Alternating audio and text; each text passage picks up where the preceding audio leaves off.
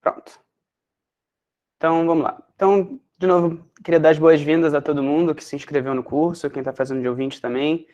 É um prazer ver também quem está voltando. Esse é o terceiro curso que eu estou dando nessa de extensão, desses cursos organizados pelo pessoal da Comissão de Extensão da FEFELESH. Aliás, eu queria começar só agradecendo ao Danilo Ferreira, ao Júlio Inhais e ao Luiz Almeida, que são os funcionários do Serviço de Cultura e Extensão, que organizaram mais essa rodada de cursos. A logística envolvida é impressionante, são muitos alunos inscritos, e eu recomendaria a todos vocês que ficassem de olho nas próximas rodadas, porque tem sempre muitos cursos interessantes sobre diversos temas.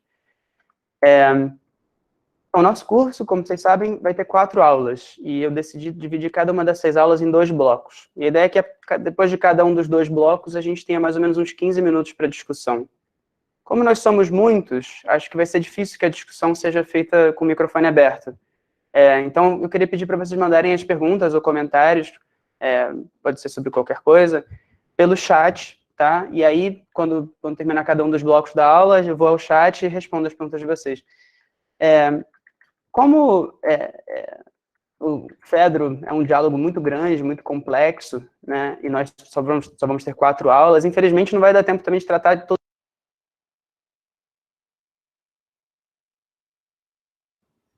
Caio Leitão, acho que por acaso você tem o controle sobre o microfone das pessoas, então só cuidado para não botar todo mundo no mudo, que você me bota também no mudo. Bom, como o FEDRO é um diálogo grande, complexo, infelizmente não vai dar para a gente ler ele linha a linha, né? Não vai ser exatamente um curso de leitura, eu vou apresentar mais uma visão sinóptica para vocês, né? Uma visão mais de conjunto. Então é possível que certas questões relacionadas ao diálogo, certas dúvidas, certas coisas que vocês gostariam de comentar ou discutir, não dê tempo de eu incluir nas aulas. Mas vocês podem fazer perguntas sobre isso nesse momento depois dos blocos, ou então vocês podem usar o próprio Google Classroom para postar qualquer coisa que vocês quiserem sobre o curso lá. Eu não garanto que vai conseguir responder todas as coisas por lá durante o curso, mas eu prometo que depois que terminar eu consigo pagar todas as minhas dívidas, tá? Bom, eu já mandei o link da chamada, vou mandar de novo, tá? A ideia é quem está inscrito regularmente no curso, eu gostaria de pedir que preencha com um presente ao lado do nome, vou mandar aqui de novo no chat, porque só com 75% de presença vocês obtêm o certificado, tá? Eu queria também convidar quem se sentir à vontade para deixar a câmera aberta. Eu sei que é muito estranho ficar vendo a si mesmo, né, durante uma aula que você está assistindo de outra pessoa, mas dá um pouco mais de sensação de que a gente está numa aula, né?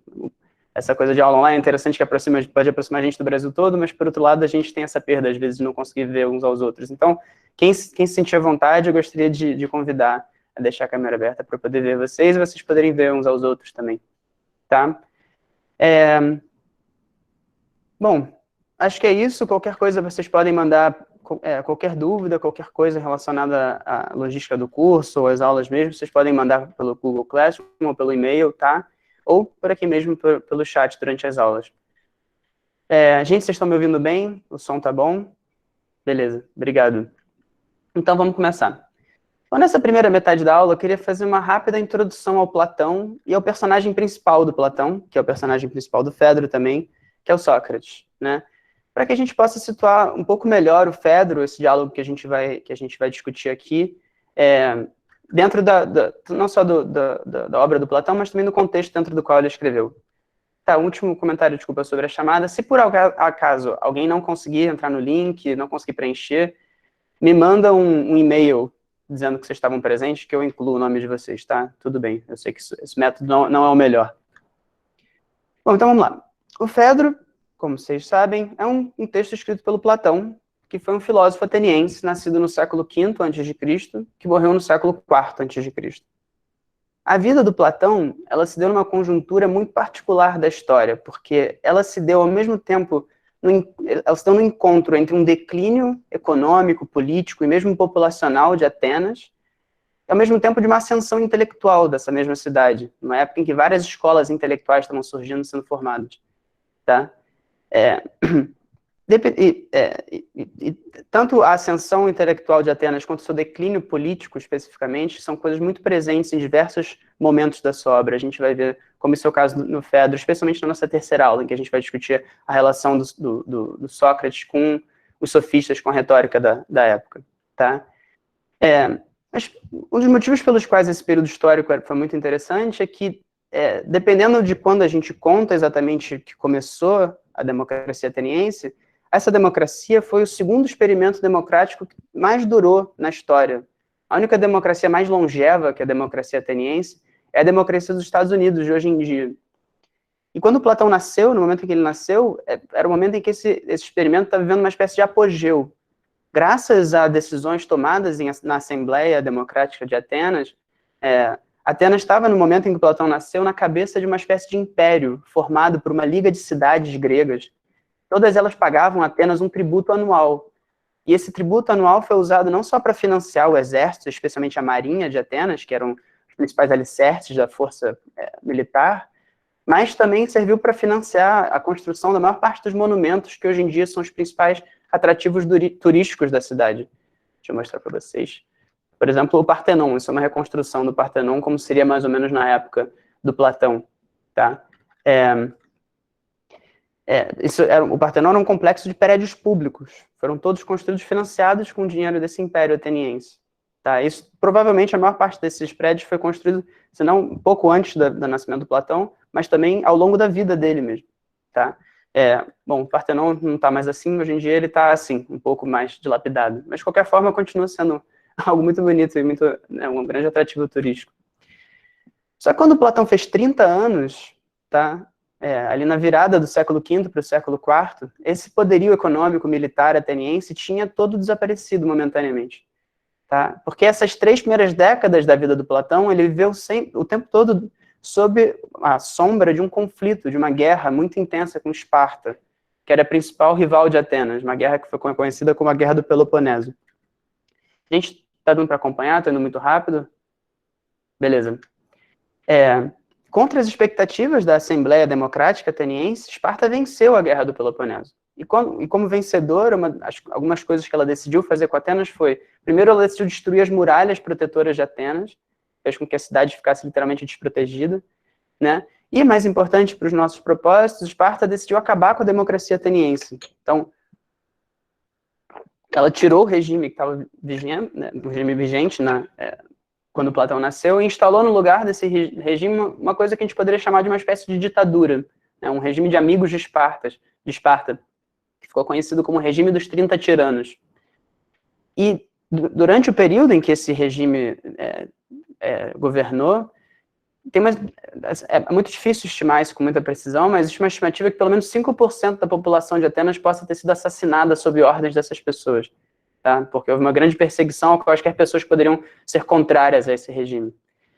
Mas, ao mesmo tempo, essa tirania não durou muito tempo. Depois de 8 meses, um grupo de democratas que tinha se exilado conseguiu reunir um exército, reconquistou a cidade e restaurou a democracia. Mas essa restauração, ela não determinou exatamente um período de paz social, né, uma grande reconciliação. Eles até declararam uma anistia, que fez com que vários desses tiranos não fossem perseguidos imediatamente depois. Mas depois disso, uma série de perseguições judiciais começou contra certos cidadãos de Atenas que eram percebidos com alguma desconfiança pelas pessoas, como se essas pessoas pudessem ser potenciais inimigos internos da democracia. E entre as pessoas que foram julgadas e condenadas à morte nesse período, está justamente o Sócrates, que foi a principal influência na vida do Platão. Está aqui uma das várias representações da morte de Sócrates, essa do Antônio Canova. O Sócrates, aliás, como o próprio Platão, não dá para dizer que ele era exatamente um inimigo da democracia. Tá? De fato, diversas pessoas próximas ao Sócrates e também ao Platão participaram desse governo dos 30 tiranos. Mas outras tantas também fizeram parte desse partido democrático, que depois tomou o poder na cidade. E segundo o que conta o Platão na Apologia de Sócrates, um dos seus textos mais importantes, e também o Xenofonte, que foi um outro aluno de Sócrates, o Sócrates, de fato, durante o período em que esse regime esteve governando, ele teria recusado, inclusive, uma ordem que esse regime tinha dado a ele, que ele tinha percebido como injusta. O regime tinha mandado a ele que pegasse um cidadão, né, fosse à casa de um cidadão, e arrancasse o cidadão, trouxesse ele para uma espécie de tribunal, onde ele provavelmente seria morto. E o Sócrates recusou a cumprir essa ordem, quer dizer, ele não era exatamente também alguém totalmente alinhado à tirania, né? Aliás, não era alinhado à tirania.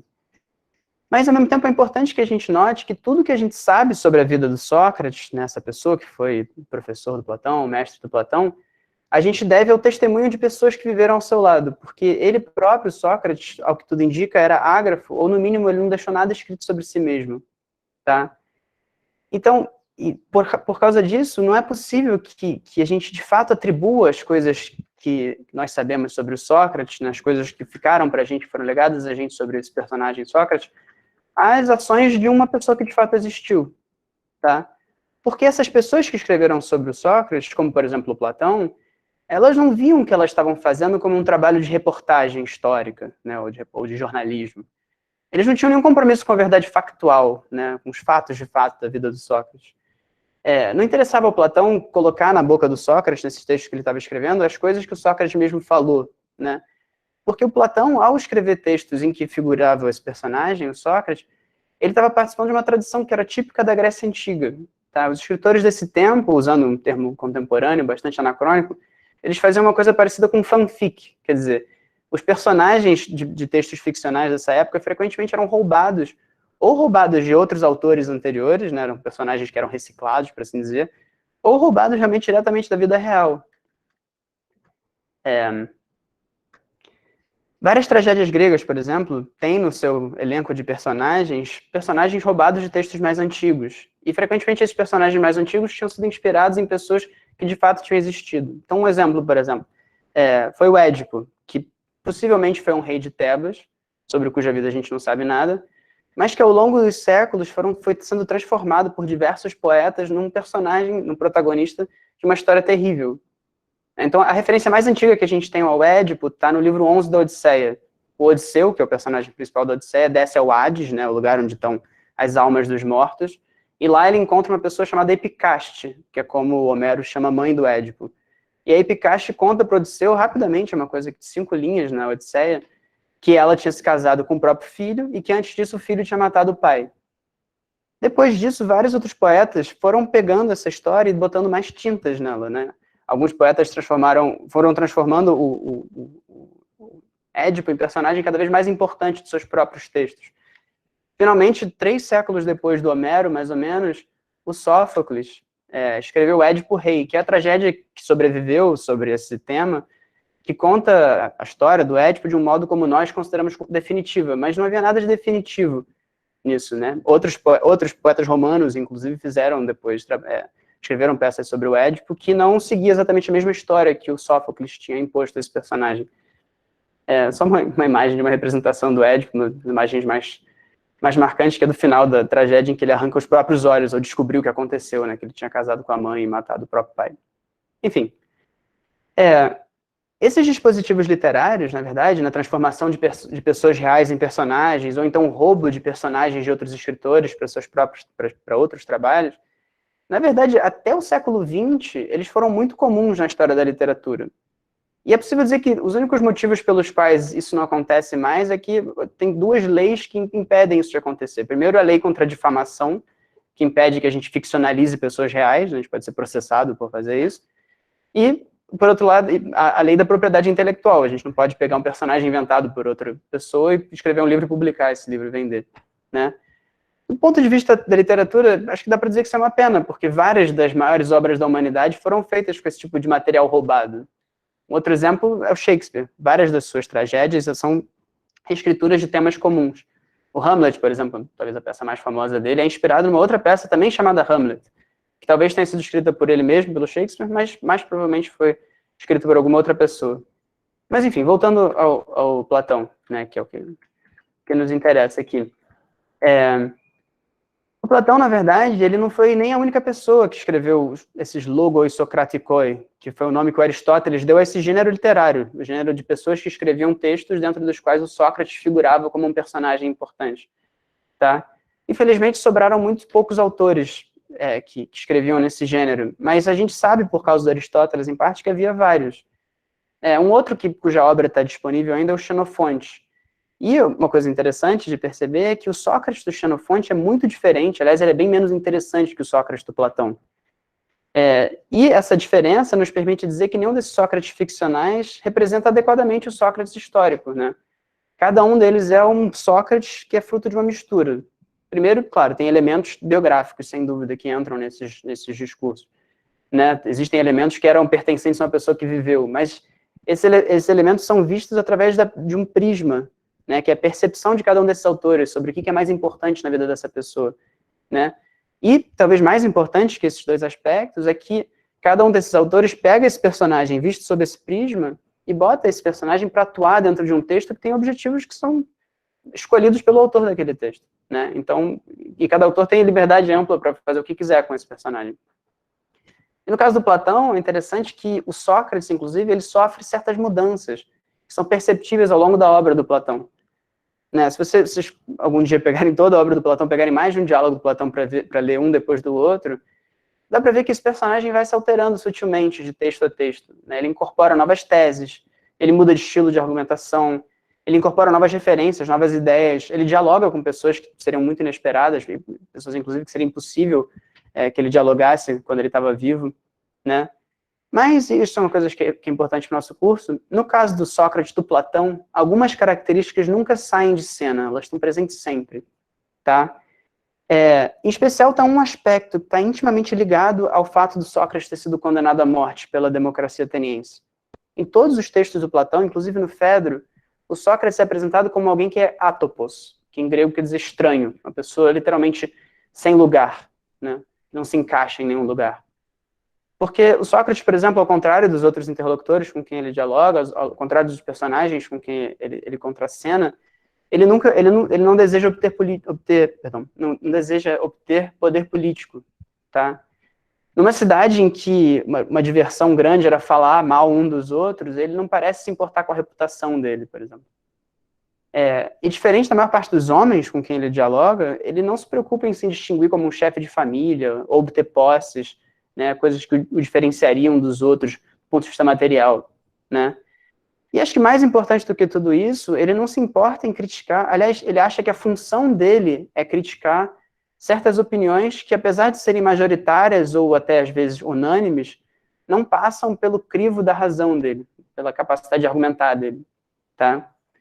Mesmo assim, é possível ver que o Sócrates vai mudando de texto em texto do Platão. Uma das coisas que mais significativamente muda é que em alguns textos, como por exemplo na Apologia, o Sócrates afirma que ele não conhece nada além da sua própria ignorância.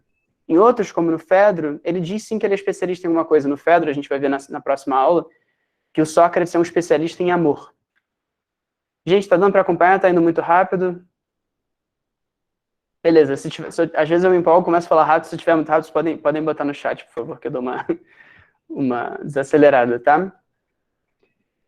Mas a coisa é que o fato de o Platão nunca falar... quer dizer, uma coisa muito importante a levar em consideração quando a gente lê um diálogo do Platão é que o Platão nunca fala em voz própria, né? Ele sempre fala através de personagens, né? Todos os textos dele são diálogos, e isso cria certas dificuldades de leitura, tá? Quem estudou Platão na escola vai ter ouvido, provavelmente, algum professor dizer em algum momento que o Platão acreditava na existência de um mundo das ideias, né? Acho que todo mundo que teve Platão na escola deve ter ouvido isso em algum momento. Mas se você pegar a obra do Platão e ler ela do início ao fim, do primeiro ao último diálogo, você em nenhum momento vai achar o Platão dizendo eu acredito que existe um mundo das ideias. Tudo que você vai achar são diversos personagens dialogando sobre uma série de assuntos, e nenhum desses personagens se chama Platão. Com isso, na verdade, se torna impossível dizer exatamente quais são as teses do Platão, quais são as coisas nas quais o próprio Platão acreditava, né? Aliás, a gente vai ver a partir da próxima aula que não dá nem para dizer com certeza que o próprio Sócrates acreditaria na existência desse mundo das ideias, mas enfim, isso vai ficar para a próxima aula, tá? O que dá para dizer com certeza sobre o Platão, uma opinião que a gente pode atribuir a ele sem muito medo de errar, é que ele parece ter tido um interesse particular sobre uma coisa que a gente pode chamar de um ponto de vista socrático sobre as coisas, tá? Esse ponto de vista socrático, eu acho que no caso do Fedro, mas é uma coisa comum em vários diálogos, ele envolve basicamente dois aspectos, tá? Eu vou botar um slide com esses dois aspectos daqui a pouquinho para recuperar. Em primeiro lugar, a ideia de que a melhor vida que você pode viver como um ser humano é a vida vivida atrás do conhecimento sobre si mesmo, tá? Ou seja, um ser humano só vai ter a melhor vida possível se ele passar a sua vida tentando entender o que significa isso, ser humano, né? que desejos me marcam enquanto ser humano, que limitações, que potências me marcam enquanto ser humano, né?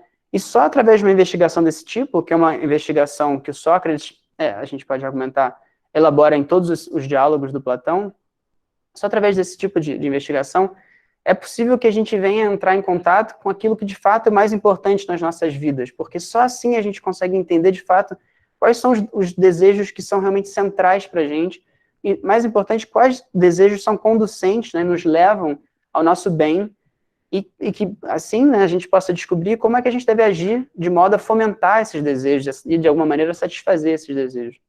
Tá? Então essa é uma primeira característica do Sócrates, né? Essa ideia de que a melhor vida é a vida vivida em busca do conhecimento sobre si mesmo, do autoconhecimento. Tá? A segunda característica fundamental do ponto de vista socrático, que está presente no Fedro, tem a ver com o modo como essa investigação sobre si mesmo deve ser feita, né?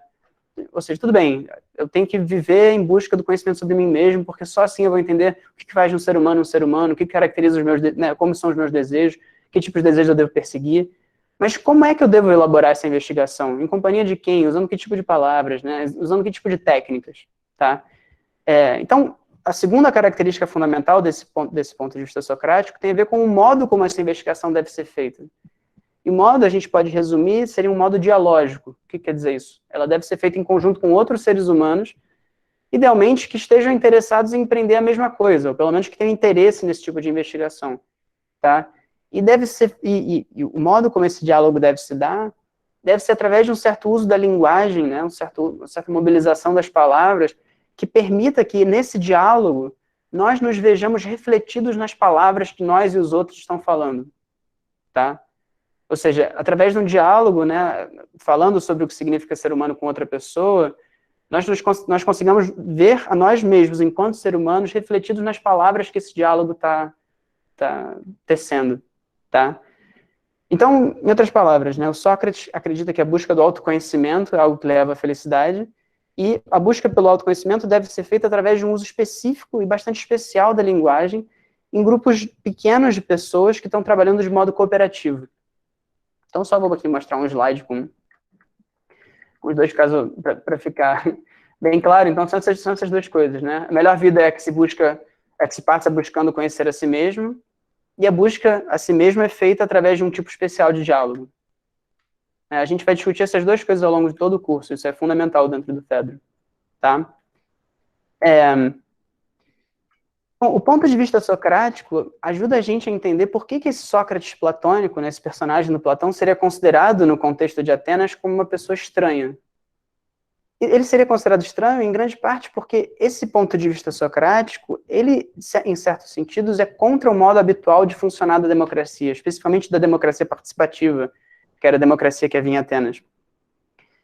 Não quer dizer que ele é contra a democracia, na verdade, ele até depende da democracia para que ele exista, porque sem liberdade de expressão, não existe espaço para uma investigação franca sobre a natureza humana, né? Mas ao longo dos diálogos, uma coisa que o Sócrates consistentemente faz, e no Fedro isso é muito presente, a gente vai ver isso em especial na terceira aula, ele consistentemente desconfia da bondade de se decidir coisas através do uso da voz e do voto em assembleias, tá? Ele acha que as assembleias não são um local que leva as pessoas a tomarem boas decisões. A gente vai discutir isso na terceira aula, como eu falei, mas eu só queria antecipar rapidamente qual seria o argumento que ele vai fazer. Né? A ideia é que, nas assembleias, a verdade não tem importância. Né? A verdade sobre si, a verdade sobre o outro, a verdade sobre aquele conjunto de pessoas. Né? Tampouco tem importância a conversa franca, que levaria os participantes dessa conversa a entenderem sobre a si mesmos. Né? A assembleia não leva ao autoconhecimento, porque numa assembleia democrática, né, num lugar onde as pessoas têm que fazer discurso para convencer as outras das suas posições, quem vence, né, quem consegue ser convincente, é a pessoa que faz o discurso que é capaz de retratar mais fielmente os preconceitos e opiniões que o público já tem. Né? Nada novo nesse sentido seria criado. Seria uma espécie de atividade de reforço constante. Né? A ideia do Sócrates é quem for mais capaz de perceber quais são esses preconceitos e for capaz de mobilizar esses preconceitos ao seu próprio favor, leva, né, a vitória na Assembleia. E pior do que isso, né, a gente já vai começar a ver na segunda metade da aula, quando a gente se expõe aos discursos feitos em assembleias para o Sócrates, a gente reforça... Professor, desculpa interromper, o Adalto está projetando a tela dele. Ah, peraí, vou tirar.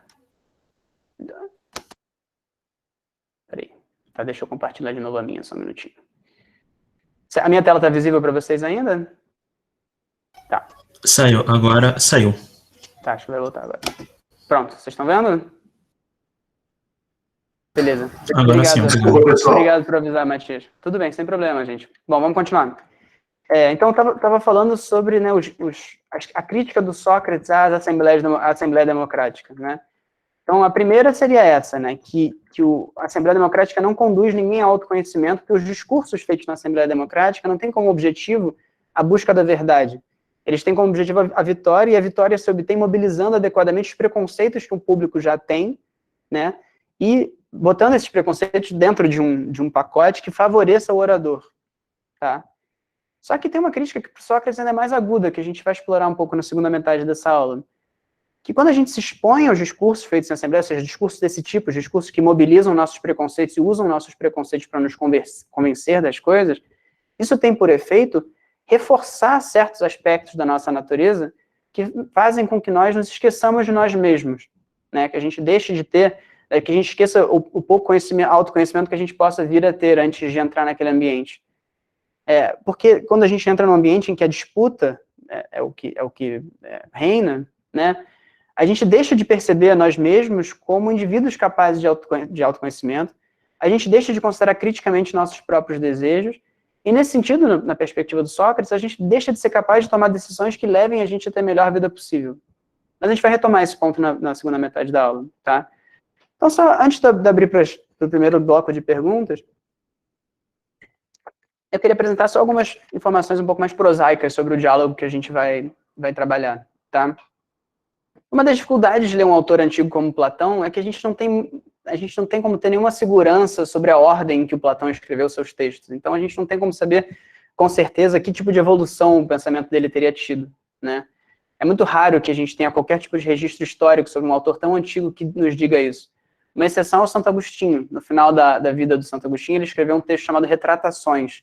Uma das coisas que esse texto continha era justamente a cronologia da obra dele. Mas isso, ele não fez nem isso para os historiadores do futuro. Ele fez porque ele discordava de certas coisas que ele tinha dito. Ele próprio fez uma espécie de arqueologia da sua própria reflexão. O Platão não fez nada parecido, tá? Mas nos últimos 100 anos, vários estudiosos de Platão tentaram estabelecer uma espécie de cronologia das obras do Platão que nos ajudasse a ver uma evolução no seu pensamento, que nos ajudasse a entender o projeto de cada diálogo dentro desse arco, que seria o pensamento desse autor, né? E para isso, basicamente, 2 critérios foram usados. O primeiro é um critério chamado estilométrico, que eu não conheço muito bem, então eu vou expor só muito por alto, eu confio nos resultados deles, mas eu não sei exatamente como eles chegam nisso. A ideia é mais ou menos que eles contam os usos de certas expressões, né? É uma análise de computador sobre o texto do Platão, em que eles tentam agrupar certos textos do Platão de acordo com um estilo comum que cada um desses grupos de textos teria. Né? O uso de certas expressões, o uso de certas construções, é uma espécie de análise da evolução do estilo de escrita dele, uma métrica do estilo, né? Mas aliado a esse método, acho que tem uma outra coisa mais interessante que vale a pena mencionar, que tem foi tentada fazer uma análise do desenvolvimento do personagem do Sócrates para ver se seria possível pegar essas conclusões dessa análise estilométrica e ver se tinha algum reflexo filosófico nessa evolução de textos, né? Então, ao longo do século XX, uma série de estudiosos acabou chegando a um quase consenso, não existe nenhum consenso em relação à obra do Platão, mas pelo menos uma certa maioria dos intérpretes de Platão conseguiram estabelecer uma espécie de cronologia da obra do Platão, e o que é interessante nessa cronologia é que é possível observar nela uma espécie de sutil evolução na relação entre o Platão e o Sócrates, tá? Parece que o Platão foi aos poucos entendendo de modo sutilmente diferente a atopia do Sócrates, né, a estranheza dele, e os motivos que explicavam essa estranheza. E, ao mesmo tempo, uma coisa mais interessante é que o Platão foi usando o Sócrates cada vez mais como um expositor de algumas ideias, que eu acho que dá para a gente imaginar que o Platão pensou, que passariam pelo crivo argumentativo do Sócrates. Seriam certas opiniões que o Sócrates poderia vir a ter, caso ele tivesse conhecido essas opiniões, né? Então, só rapidamente, uma introdução rápida a isso, né? com isso, os diálogos foram distribuídos em 3 grupos. Primeiro teria a juventude do Platão. São diálogos em que uma das características mais importantes do Sócrates é o conhecimento da sua própria ignorância. E esses diálogos frequentemente terminam sem nenhuma conclusão positiva. Quer dizer, no final, os personagens terminam dizendo que eles não conseguiram definir aquilo que eles queriam definir, não conseguiram obter o conhecimento que eles queriam obter, tá? Então, são diálogos em que o aspecto de ignorância do Sócrates é primordial, tá? A seguida, teria esse segundo grupo, que seria a fase da maturidade do Platão, né? Ninguém sabe a idade exatamente que ele teria ao escrever essas coisas, tá? As pessoas até chutam, mas é impossível de dizer com certeza. Mas seriam diálogos em que justamente o Platão começa a alimentar o Sócrates com certas teses, né? Certas pretensões de conhecimento. Ao mesmo tempo que ele não diz que elas são a verdade última, universal, é legal que são certas teses que ele crê serem sustentáveis, mesmo ele não afirmando que ele conhece tudo, tá? O nosso diálogo Fedro está nesse grupo. E, por fim, teriam os diálogos da velhice, tá? Seria a última fase do Platão. São diálogos em que, em vários desses diálogos, o Sócrates sequer aparece. O Platão teria sido submetido a influências de outros filósofos, especialmente da escola eleática, né, os filósofos próximos ao Parmênides. E vários desses diálogos são marcados por considerações mais metodológicas, quer dizer, discussões sobre a natureza da linguagem, discussões sobre o que é exatamente um filósofo, né, o que é exatamente um diálogo filosófico. São diálogos que contam com mais metadiscussões, ao invés de ter propostas sobre o mundo, sobre como o mundo é. Frequentemente são diálogos mais preocupados em pensar sobre o próprio modo de investigar a filosofia. Tudo isso é uma simplificação grosseira, tá? Vocês ouvem isso, depois quando vocês forem ler sobre isso, se vocês quiserem, vocês vão ver que isso é bem simplificado. Mas acho que o interessante de ver, enfim, um dos motivos pelos quais isso é uma simplificação é que tem elementos metodológicos, propositivos e aporéticos, ou seja, né, que esses diálogos não chegam a nenhum resultado, em todas as fases, tá? Isso é só, enfim, para começar, tá? Mas, enfim, só para terminar esse primeiro bloco, a gente começar as perguntas, né? Nessa classificação, o Fedro estaria no grupo dos diálogos da maturidade. Ele seria, aliás, possivelmente o último desses diálogos, porque no Fedro, uma das coisas que torna o Fedro bastante interessante como uma porta de entrada ao Platão, no Fedro, Platão faz o Sócrates discutir ideias que estão contidas em praticamente todos os outros diálogos da maturidade, tá? Então, como no Fédon e no Meno tem uma teoria, o Sócrates fala sobre a reminiscência, que a gente vai falar na segunda metade dessa aula, como no Banquete, ele fala sobre o amor, sobre Eros, como o aspecto mais relevante da vida humana, a segunda aula vai ser toda sobre isso.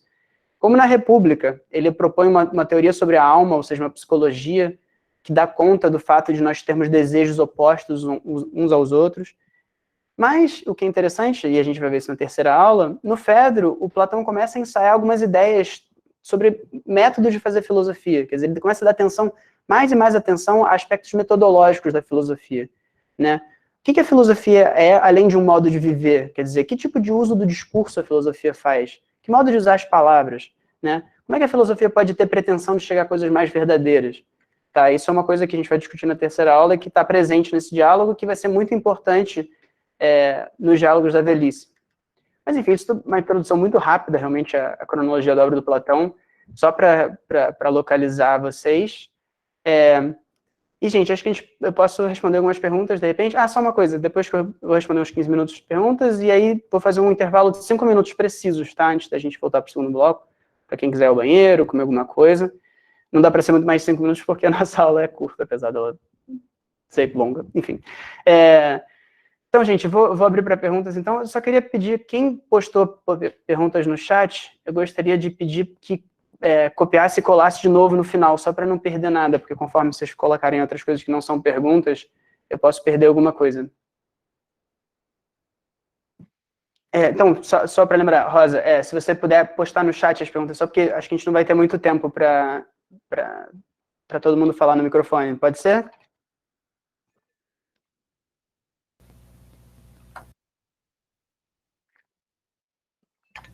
Tá, então vamos lá. A Stephanie perguntou: gostaria de saber se há uma continuidade temática nas várias obras do Platão. Por exemplo, no que diz respeito ao amor e ao conhecimento, como aparece no Banquete, de certa forma tive a impressão de ser retomado no Fedro. Sim, Então, Stephanie, esse é um ponto muito, muito interessante sobre a obra do Platão e que também é uma dificuldade de interpretação bastante grande para pessoas que estão tentando entender o que Platão está fazendo, que é o seguinte: claramente tem certas ideias das quais o Platão gosta muito, né? E um dos motivos pelos quais a gente pode saber que o Platão gosta muito dessas ideias é o fato de elas reaparecerem frequentemente em vários diálogos dele, tá? Mas, interessantemente, essas ideias, elas nunca são apresentadas exatamente da mesma maneira em todos os diálogos. Então, vou dar um exemplo rápido aqui sobre um tema que a gente vai discutir a partir da próxima metade da aula, na próxima metade dessa aula, que é a teoria da reminiscência, que é a ideia de que todos nós temos um conhecimento, né, que a gente obteve antes mesmo da nossa encarnação, antes da nossa alma entrar no nosso corpo, né, e que a obtenção do conhecimento se dá através de uma rememoração desse conhecimento que a gente já teria antes mesmo de nascer. Isso é, assim, grosso modo, a teoria da reminiscência. Agora, em cada diálogo, o que isso significa exatamente muda completamente. No Fedro, a gente vai ver, a reminiscência, ela tem um aspecto muito mais formal. Quer dizer, nós nos lembramos de uma espécie de forma, no modo como a verdade é, uma espécie de jeitão da verdade, que a gente tenta impor as coisas no mundo. Vou explicar um pouco melhor isso depois, tá? Em outros diálogos, como, por exemplo, no Meno, aparentemente, o que a gente lembra é de conteúdos específicos mesmo. Isso é polêmico também, tá? Tem gente que talvez discorde disso. Mas existem outros diálogos em que aparentemente o Sócrates está dizendo que a gente lembra realmente, por exemplo, da do Teorema de Pitágoras, né? A soma dos quadrados dos catetos é igual ao quadrado da hipotenusa. Esse seria um conhecimento que nós já temos, graças ao fato de nós termos já sido expostos a esse teorema antes do nascimento, e pelo fato de nós já conhecermos isso na nossa vida, a gente pode relembrar disso. Quer dizer, as duas são teorias da reminiscência. Nos dois casos, há essa ideia de que há um conhecimento que nós obtivemos antes do nascimento e que nós rememoramos durante a nossa vida. Mas num caso e no outro, o que esse conhecimento é exatamente é totalmente diferente. Inclusive, o modo de rememoração, por causa disso, é totalmente diferente também. Tá? Então, para responder o que você falou, Stephanie, tem sim uma continuidade temática, no sentido de certas ideias continuam a ser levantadas e debatidas, mas essas ideias nunca são apresentadas do mesmo modo. Parece que o Platão está explorando com diferentes perspectivas ou possibilidades de alguma dessas coisas ser verdadeira. E o interessante dessa continuidade temática é que ela nos permite dizer que o Platão ele não está apresentando uma teoria dogmática para a gente. Quer dizer, ele não está dizendo, olha, o mundo é assim, eu sou um filósofo iluminado, eu sei a verdade, está aqui, está nesse texto. Tá?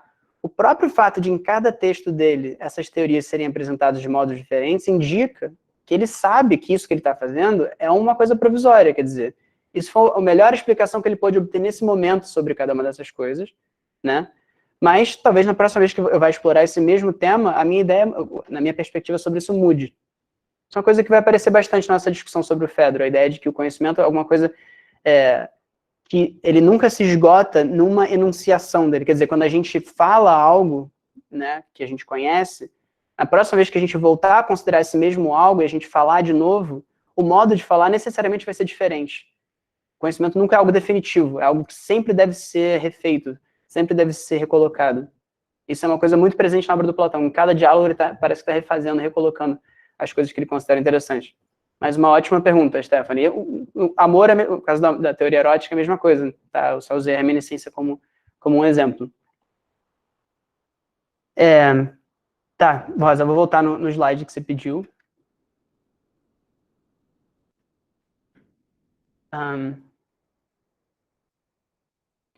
O Maurício Tortosa perguntou sobre quais métodos foram usados para estabelecer essa cronologia das obras do Platão, né? Então, primeiro tem o estilométrico, né? Essa análise computacional do estilo de escrita do Platão. E segundo, teria um método que a gente pode chamar de método hermenêutico ou interpretativo, quer dizer, é uma tentativa de interpretar, quer dizer, então, pensando nessa perspectiva que eu falei sobre a teoria da reminiscência, entre essas duas teorias da reminiscência, alguns filósofos, alguns intérpretes defendem que a do Fedro seria mais avançada, porque ela é mais sofisticada, porque ela parece incorporar certos elementos daquela anterior, mas discuti-las de uma forma mais interessante, tá? Isso é bastante subjetivo, e para você justificar isso é bem difícil, né? Inclusive, as discordâncias sobre isso são inúmeras. Mas o outro método, a gente pode dizer, é uma tentativa de interpretação, quer dizer, essa ideia que Sócrates apresenta aqui, nesse outro diálogo, ela parece um pouco mais complexa, ela parece incorporar certos elementos que tornaram ela mais bem desenvolvida. Esse é um modo, uma tentativa de você falar que um diálogo é depois do outro. Mas vai ter sempre alguém que vai discordar, vai dizer, não, é o contrário, no diálogo que você está achando que é o anterior, na verdade, essa ideia está muito mais bem desenvolvida. Enfim, os estudos platônicos são um ambiente bastante conturbado, se é que dá para dizer isso de pessoas que passam o dia na frente do computador digitando. Mas, enfim, é um ambiente bastante polêmico, nenhuma dessas coisas tem uma prova contundente que vai resolvê-la, né? Tá, o Brian perguntou, Brian Andrade. Professor, como o pensamento mágico ou mitológico influencia todas essas narrativas do Platão, em especial no Fedro? Quando se fala do amor no Fedro, as personagens mudam, por vezes, de argumentos associados exclusivamente à natureza humana e à razão, o que entendemos por razão atualmente, para argumentos ligados ao divino e aos deuses. Ótima pergunta, Brian. Eu não vou dar toda a resposta aqui, porque isso vai ser um dos temas do nosso curso, tá? Uma das coisas com as quais o Platão experimenta no Fedro, né? Quer dizer, ele faz isso em vários diálogos, mas no Fedro, mais especificamente, ele usa um estilo, né, um vocabulário de mito, né, um estilo de contar mitos, um estilo de contar histórias, como uma tentativa de avançar o autoconhecimento, tá? A gente vai ver, né, acho que, se não me engano, na segunda metade da aula, e também na segunda aula, como o Sócrates está apostando que através de um mito, a gente pode ter um acesso a um autoconhecimento, porque um mito, ele serve às vezes como uma alegoria para certos elementos da nossa alma, aos quais racionalmente a gente não tem acesso. Então, por exemplo, a gente não tem acesso aos nossos desejos, porque os nossos desejos não são entidades que saem por aí andando pelo mundo, né? A gente não observa, tá ali, meu desejo por sexo tá ali andando na rua, né? São entidades que não têm um grau de realidade semelhante aos objetos que a gente percebe usando os sentidos, né? Então, necessariamente, quando a gente fala sobre esse tipo de coisa, a gente está falando de uma maneira analógica, né? Ou alegórica. A gente está inventando certas metáforas para falar. A própria palavra desejo, se vocês pensarem bem, é uma espécie de metáfora. Ela reúne em si uma série de comportamentos, uma série de modos de refletir, uma série de emoções diferentes dentro de uma mesma categoria, unida por uma palavra que a gente usou para, né, fazer sentido disso tudo. O que o Sócrates está fazendo com os mitos nesse diálogo é levando isso a um grau maior. Em vez de nós só usarmos a palavra desejo ou razão, por que a gente não cria uma imagem? Né? Porque se essa imagem for suficientemente significativa, se a gente perceber essa imagem como suficientemente significativa, se a gente perceber que essa imagem faz sentido, ela talvez nos ajude a buscar conhecimento sobre nós mesmos de uma maneira que um raciocínio mais quadrado talvez não nos levasse a perceber, né?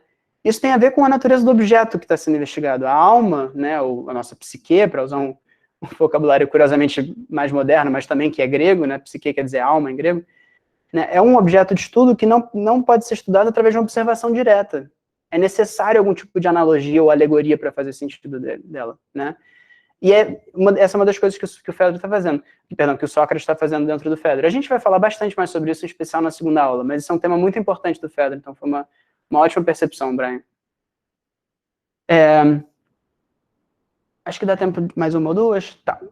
Tiago Soler Montalvo perguntou: queria saber mais das críticas, e quão concisas ou justas seriam sobre o método socrático vindo de Rancière e Deleuze, que creio ir na mesma direção do assento de um monólogo, ao invés de diálogo, de ser uma formação do saber não horizontal e o estabelecimento de um caminho não puramente espontâneo, mas já sabido, pelo menos em alguma medida.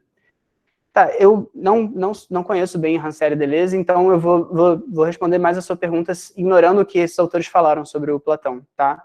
Mas pelo que eu entendi, você está dizendo que essas pessoas estão dizendo que o que o Platão está construindo não é de verdade um diálogo, né? Porque o Sócrates estaria... É como se o Platão estivesse dando um palco para o Sócrates se desenvolver ali, né?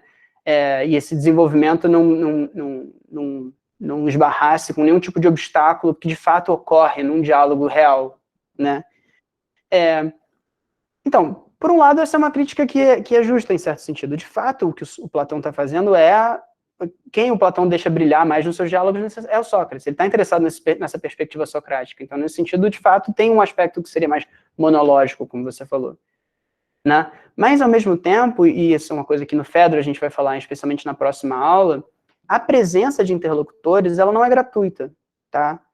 Em primeiro lugar, porque se vocês forem ler Diálogo a Diálogo do Platão, vocês vão ver que as características de cada interlocutor são fundamentais para o modo como um diálogo se desenvolve, para a estratégia de argumentação do Sócrates, para as teses que ele apresenta. Não é como se o Platão apresentasse para o Sócrates pessoas que estão dispostas só a falar sim, sim, sim. Não, cada um desses personagens tem certas características, né, que são intrínsecas e que explicam as coisas que o Sócrates está falando. A gente vai ver bastante isso no caso do Fedro. Né? No caso do Fedro, por exemplo, ele é uma pessoa muito interessada, é uma pessoa que gosta de se divertir ouvindo as pessoas falando, basicamente. Né? Isso é uma coisa que parece estranha pra gente, mas não é tanto. Né? É como se ele gostasse de assistir youtubers, mas na época não tinha youtuber, ele gostava de assistir pessoas que falavam muito bem, oradores que movimentavam multidões, pessoas que tinham teses engraçadinhas e que eram contraintuitivas, né? E o Sócrates, então, o modo dele argumentar com o Fedro incorpora essas características do Fedro.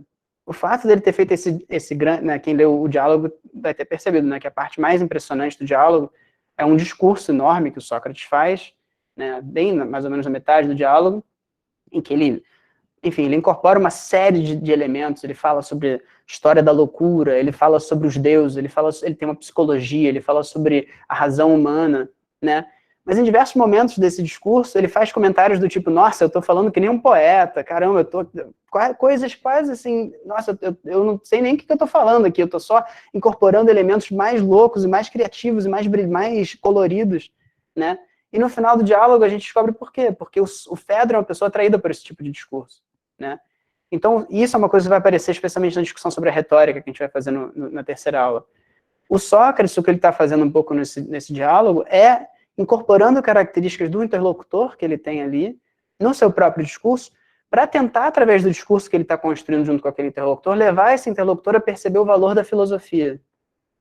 Tá?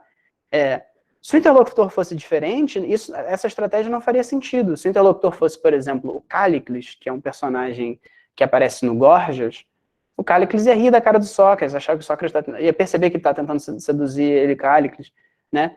Em certos diálogos, inclusive, o Sócrates não se sai bem, ele não consegue convencer outra pessoa daquilo que ele está tentando falar. Um exemplo é o próprio Gorgias. No final do Gorgias, o Cállicles, que é uma espécie de discípulo de um sofista, uma pessoa meio apresentada como meio cínica, né? No final ele tá respondendo quase só com monossílabas ao Sócrates, tipo, tá bom, Sócrates, tá, o que mais?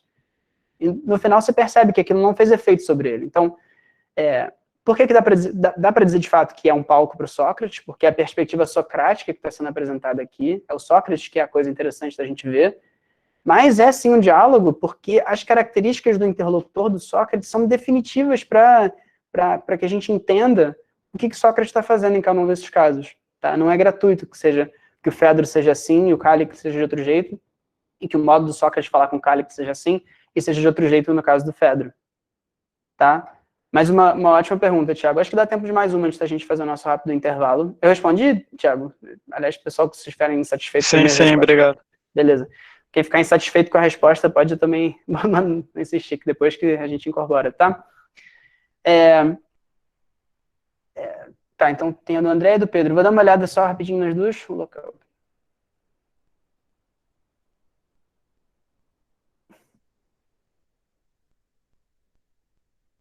Tá, então vamos responder rapidamente ao André. André, a gente vai falar bastante sobre o local onde o diálogo se dá entre o Sócrates e o Fedro. Tá, o fato de ser fora da cidade, né? Especialmente o fato de ser fora da cidade, o fato do local ser muito agradável, o fato de ter cigarras em volta.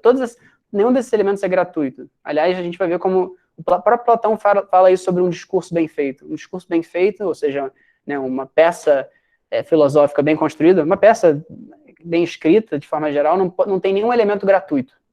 Tá? Ele está convidando a gente a ver isso, a ver assim os seus próprios diálogos também. Tá? Então a gente vai ver, André, não vou revelar isso ainda, porque isso vai entrar bastante em todas as aulas. A gente vai falar sobre o local onde está o diálogo. E o Pedro perguntou só rapidamente, antes da gente ir para o intervalo. O Sócrates platônico comentou sobre a dificuldade de se chegar à verdade numa assembleia. Em algum momento da obra do Platão ele comenta mais sobre isso, ou essa é a verdade absoluta para ele? Penso muito no teatro de Shakespeare, por exemplo, que trouxe muitas verdades no espaço público de debate cheio de gente analfabeta. Interessante essa sua colocação, Pedro, mas de forma geral o Platão era bastante desconfiado da produção de conhecimento diante de um público grande, tá? Inclusive, ele é um crítico bastante feroz das tragédias, né?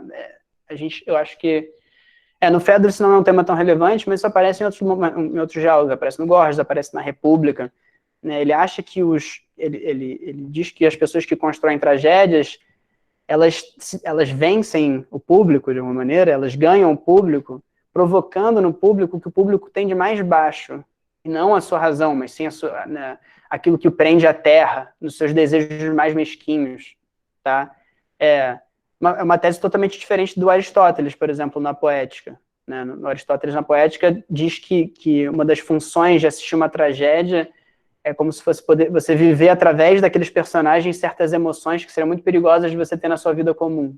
Então é um modo de você sentir coisas sem que você necessariamente precise estar naquelas situações concretamente. Então você pode imaginar o que seria você ter casado com a sua mãe e matado o seu pai, sem que isso necessariamente tenha acontecido com você. É um jeito de você explorar certos elementos da natureza humana que a gente não tem como explorar. Isso é a tese do Aristóteles. Para o Platão, não.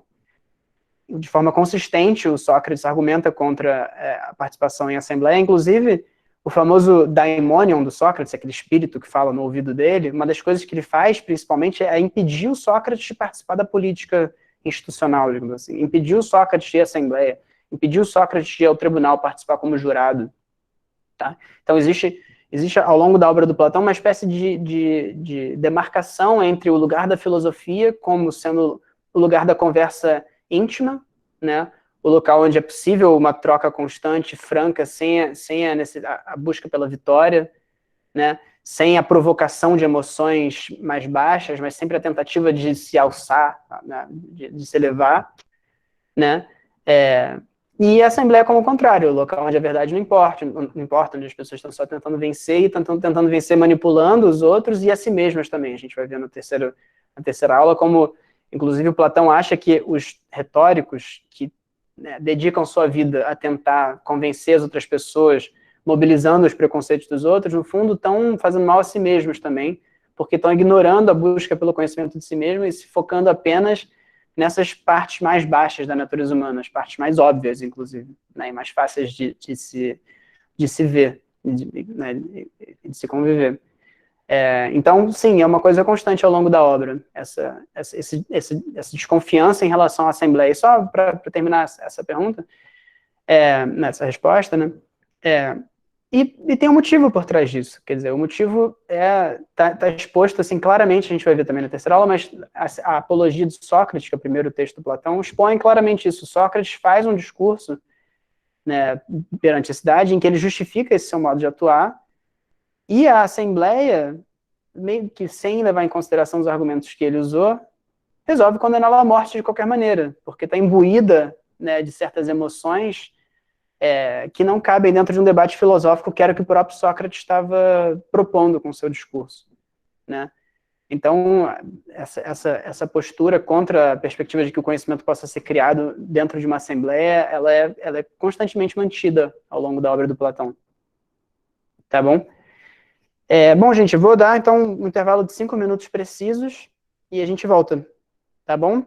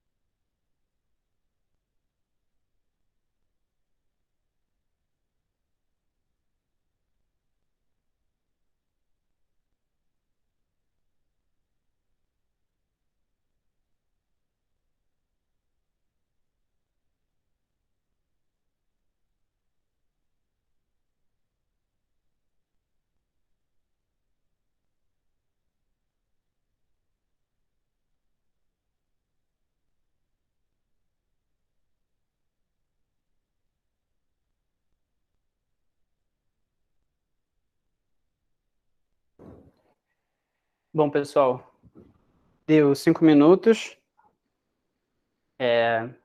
Então, vou dar mais uns 10 segundos para o pessoal voltar a sentar. E a gente começa a segunda parte. Gente, tudo bem? Tá dando para acompanhar? Estou falando muito rápido. Beleza.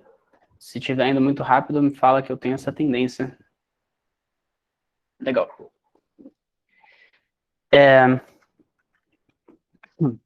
Desculpa.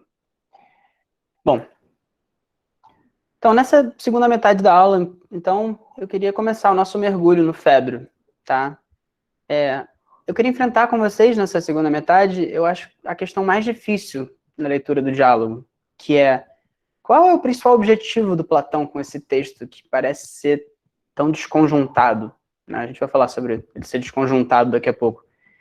Né? Ou seja, qual seria exatamente a mensagem que o Platão gostaria de transmitir, né? Ou, se não for possível a gente pensar nesses termos, pelo menos, qual é a mensagem que é possível obter a partir da leitura do Phaedro? Né? Qual seria o principal objetivo dele? Né? Só um comentário rápido antes de eu passar para isso. Vocês vão reparar que em vários trechos do Phaedro que eu vou mencionar, tem números e letras logo depois. Isso é uma referência à edição do Stefanos, que foi um cara que fez uma edição do Platão no Renascimento. Né? E aí todas as boas edições do Platão incluem também esses números e letras como uma referência global à obra do Platão, para que eu possa citar, né, essas passagens, e vocês verem essas passagens em qualquer edição, não necessariamente vocês precisam ler a mesma que a minha, tá? Então, sempre que eu falar, por exemplo, 257b, são os números e letras que tem ao lado, às vezes no meio do texto, mas estão presentes em todas as edições, tá bom? Bom, um dos aspectos mais interessantes do Phaedro, né, a gente vai voltar muito a isso, é o fato dele conter uma série de referências a ele mesmo, tá? Então, por exemplo, uma grande parte da discussão sobre o amor que o Sócrates, né, e o Phaedro têm, parecem explicar os motivos por trás do comportamento do Sócrates com o seu interlocutor, o Phaedro. Uma coisa que a gente vai explorar bastante na quarta aula. Tá? No final do diálogo, quem chegou lá no final vê que o Sócrates faz uma crítica à escrita. Né? E claro, o Phaedro é um texto escrito. Né? Então, acho que é razoável dizer, e a gente vai ver isso na última aula, que o Platão parece estar comentando alguma coisa sobre como a gente deve ler esse diálogo, ou como a gente deve encarar textos escritos de forma geral, tá? Então, nas nossas aulas, eu vou tentar passar para vocês uma interpretação que tente fazer jus a essas autorreferências, tá? Eu vou tentar passar uma interpretação que seguiria o que Platão parece sugerir ao seu próprio leitor sobre o que a gente deve buscar num texto escrito, tá? Bom, a meta-discussão mais importante do Phaedro, né, essa discussão do Phaedro que é mais importante a gente levar em consideração quando a gente lê o próprio Phaedro, né, e que mais tem influência sobre as tentativas de diversos comentadores, né, diversos estudiosos de entender esse diálogo, é o trecho, né, do diálogo em que o Sócrates propõe uma técnica dos discursos. Tá? É uma investigação que o Sócrates faz sobre o que seria uma técnica dos discursos. É o trecho que está logo a seguir, logo depois do grande discurso, né, a partir do 257b, que vai até 274b, mais ou menos. Tá? Só um parêntese, eu estou usando a palavra discurso como uma tradução do termo em grego logos, que é um dos termos gregos mais difíceis de traduzir. É uma palavra que quer dizer ao mesmo tempo palavra, linguagem, discurso, argumento, enredo, enfim, tem uma série de acepções, e às vezes é difícil dizer com precisão qual delas é a melhor tradução em cada né, contexto. Então, mas aqui no nosso curso, de forma geral, eu vou tratar logos como discurso. Tá? E discurso não só como uma coisa que uma pessoa faz diante de uma plateia, mas discurso no sentido mais amplo, de uma peça de linguagem. Tá? Então, essa técnica de discursos que o Sócrates está propondo seria sobre qual o melhor modo de usar a linguagem para, através da linguagem, compor a mensagem mais inteligível, né, mais compreensível, mais dotada de sentido possível. Tá? Então, para a gente ver isso, eu só vou ler um trecho rapidinho que o Sócrates fala em 264c o seguinte: todo discurso deve ser organizado como um ser vivo, tendo ele mesmo uma espécie de corpo, de modo a não ser desprovido de pé nem de cabeça, mas ter partes médias e finais, escritas adequando-se umas às outras e também ao todo. Tá? Então, o que ele tá dizendo? Vamos recuperar o que eu estava falando agora há pouco só. Então, por discurso, o que o Sócrates está querendo dizer seria um uso deliberado da linguagem, tá? Ou seja, uma tentativa de comunicação que é empreendida, que é feita, com uma tentativa de ter algum tipo de grau de controle sobre o conteúdo da mensagem que está sendo passada, né? Ou seja, a tentativa de impor a um conjunto de palavras a capacidade de ser compreensível para outra pessoa, tá? Ou seja, o Sócrates, essa descrição que o Sócrates está fazendo sobre como deve ser um discurso, como deve ser organizado um discurso, na verdade, não vale só para uma pessoa que está discursando diante da Assembleia.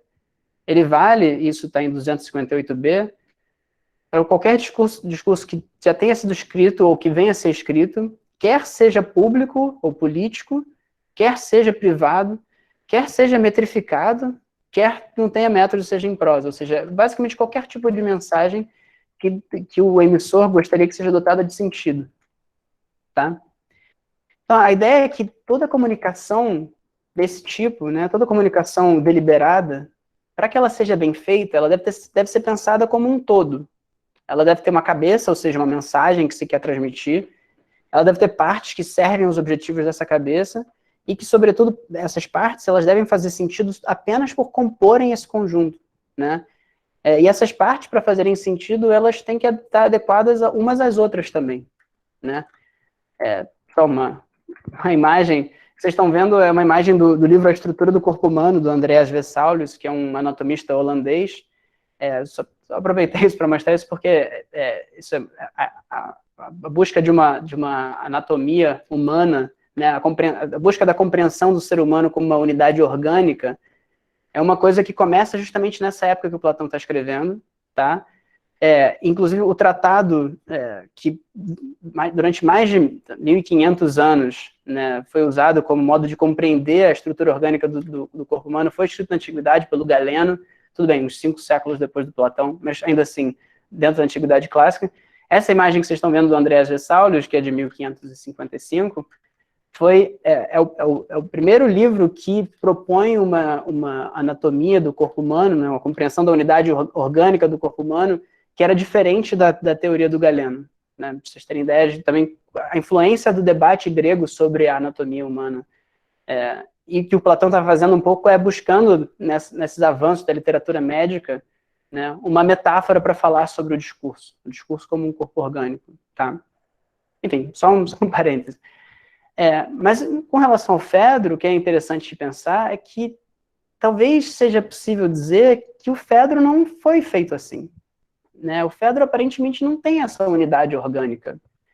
Numa primeira leitura, né, não sei se vocês concordam, as pessoas que leram pela primeira vez para o curso, o Fedro parece um texto meio desconjuntado, né? Ele começa com um diálogo entre dois amigos, né, que tem meio dinâmico, eles estão trocando provocações, né? Ele se torna, então, uma troca de grandes discursos, né? O último desses discursos é gigante, e ele é tão colorido, né? Ele chama tanta atenção do leitor, que depois que você acaba de ler esse discurso, às vezes você nem lembra mais do que se passou antes dele. Depois desse discurso, segue uma discussão sobre a natureza da retórica de caráter bem técnico, né? Com frases bem curtas, que parece até, em alguns momentos, esquecer do que se deu antes. E tudo acaba num novo discurso, né, do Sócrates, dessa vez contando um discurso que é um diálogo de dois deuses egípcios, né? Além do que os temas parecem também desconjuntados, né? A primeira metade do diálogo é claramente sobre amor, né? É sobre isso que os discursos do Sócrates e do Fedro são, né? A conversa deles no início do diálogo, não sei se vocês perceberam, mas tem um tom constante de flerte, né? Um e o outro parecem o tempo todo estarem tentando um parece estar sempre tentando seduzir o outro, às vezes eles trocam quem é o seduzido e quem é o que está fingindo que não está interessado, né? Isso parece preparar o leitor para esse tema, né? Esse diálogo vai ser provavelmente sobre o amor. Mas, na segunda metade do diálogo, quando acaba o grande discurso do Sócrates, o amor parece ser abandonado, né? Parece, de repente, o diálogo vira sobre outra coisa, sobre retórica. E mais, quando o Sócrates está satisfeito com, né, essa discussão sobre a retórica, ele parece mudar de assunto de novo. Tudo bem, esse assunto, ele está relacionado, mas ainda assim parece uma coisa nova. Ele, de repente, parece, agora, o diálogo parece virar um diálogo sobre a escrita, os ganhos de se ler, né? Então, não à toa, né, o principal problema que os intérpretes do Fedro tentam resolver, né, o principal problema que se apresenta ao leitor desse diálogo é o que dá unidade a ele, né? Em que sentido é possível chamar essa obra tão aparentemente desconjuntada de um organismo vivo, né? E o interessante é que quem está dando esse critério para a gente é o próprio Platão, ele que está dizendo isso. Todas as comunicações, sejam públicas, sejam privadas, né, que tenham qualquer tipo de deliberação por trás delas, devem ser feitas dessa maneira, né?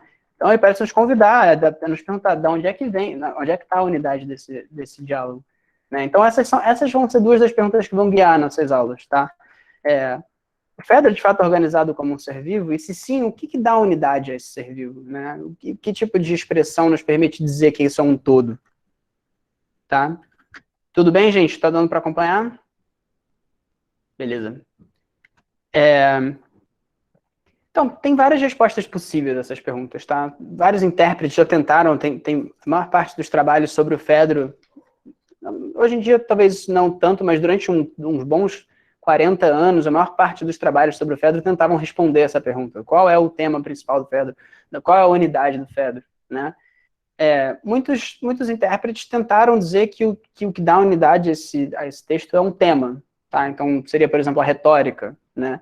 E aí, para eles, então, os discursos sobre o amor que estão antes, eles estão lá como se fossem exemplos de discursos retóricos que vão ser analisados, eles estão lá como paradigmas, né? E além do que, também a retórica lida com o nosso desejo, né? Para a gente convencer outra pessoa, a gente tem que, de alguma maneira, entender os desejos dela e lidar com esses desejos dela. Nesse sentido, então, para a gente entender como um discurso funciona, a gente tem que conhecer os desejos humanos, né? E dos desejos humanos, o mais importante, mais forte é o amor. É um caminho um pouco complexo, né? Mas, enfim, é uma tese defensável, né? Poucos intérpretes acham que o tema é o amor, porque seria difícil justificar que esse seria o tema da segunda parte, tá? Mas a gente vai ver que existe um bom argumento para isso, na quarta aula em especial. Os intérpretes da antiguidade, né, os comentadores neoplatônicos do Platão, pessoas que estavam escrevendo mais ou menos entre o século II a.C. e o século VI a.C., achavam de forma meio que unânime que o Fedro era um diálogo sobre a beleza sobre as suas diversas formas e manifestações da beleza. Então, por exemplo, a beleza é o que provoca o amor, né? Que é o que o Sócrates fala no seu segundo discurso. Ao mesmo tempo, a beleza é algo que você tenta obter a partir de um uso adequado do logos, né? Um uso adequado do discurso, né? Um discurso verdadeiramente convincente seria um discurso que, de alguma maneira, se aproximaria da beleza, tá? É uma ideia boa também, enfim, a gente vai falar um pouco sobre ela, tá? Tem intérpretes que acham que não tem, de fato, nenhum tema que unifica o diálogo, que é só uma conversa entre duas pessoas, que a gente deve entender a unidade desse diálogo como a unidade de uma conversa entre duas pessoas, que pode seguir de assunto em assunto, tá?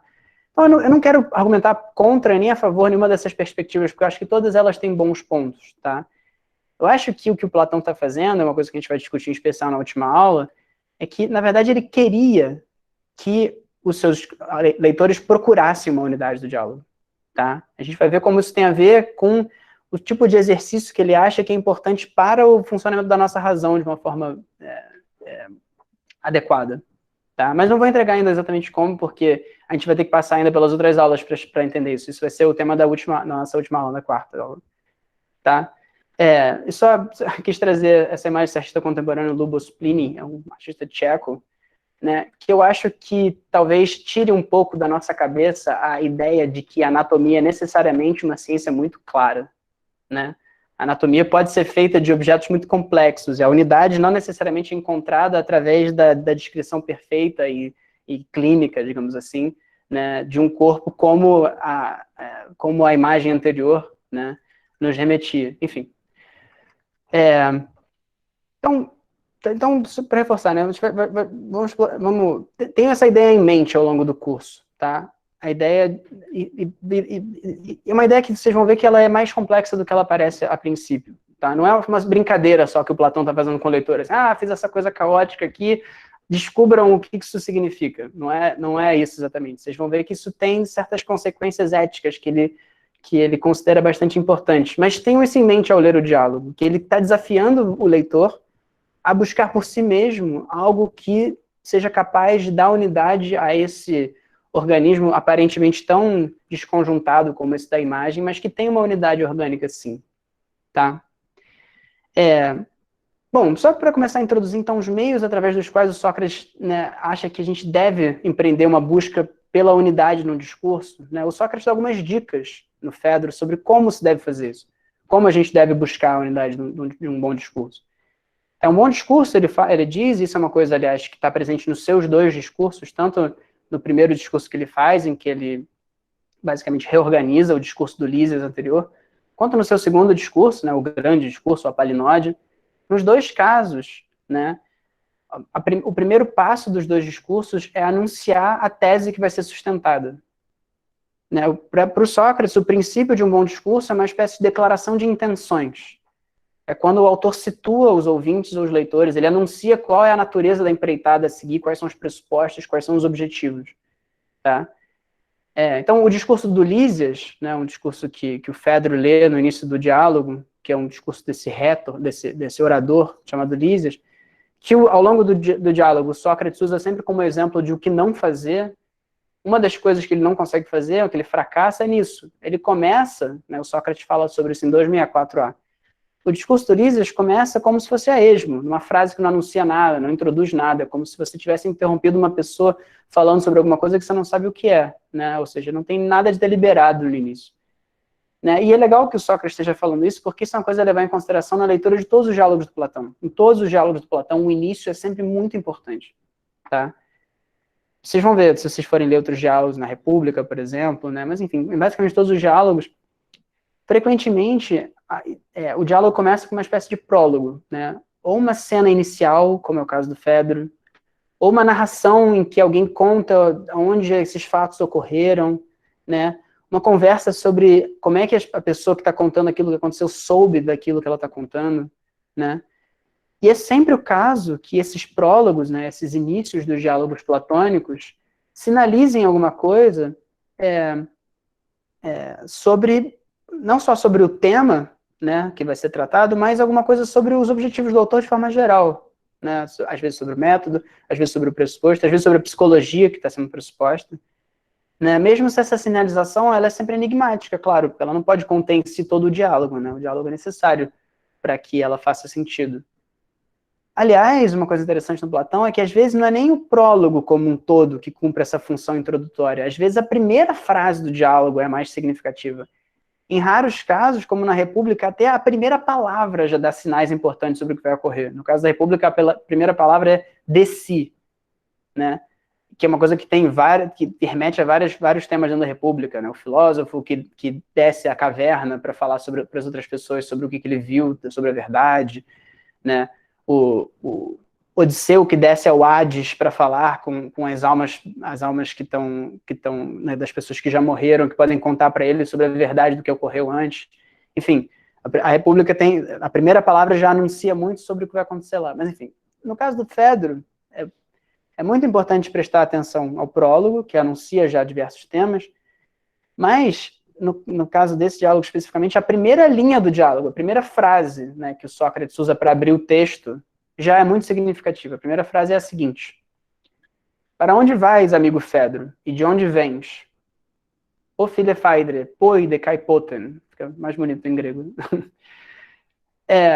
Assim, na primeira leitura, né, isso parece um cumprimento habitual, né? Tipo, e aí, como você tá? De onde você tá vindo? Onde você vai? Né?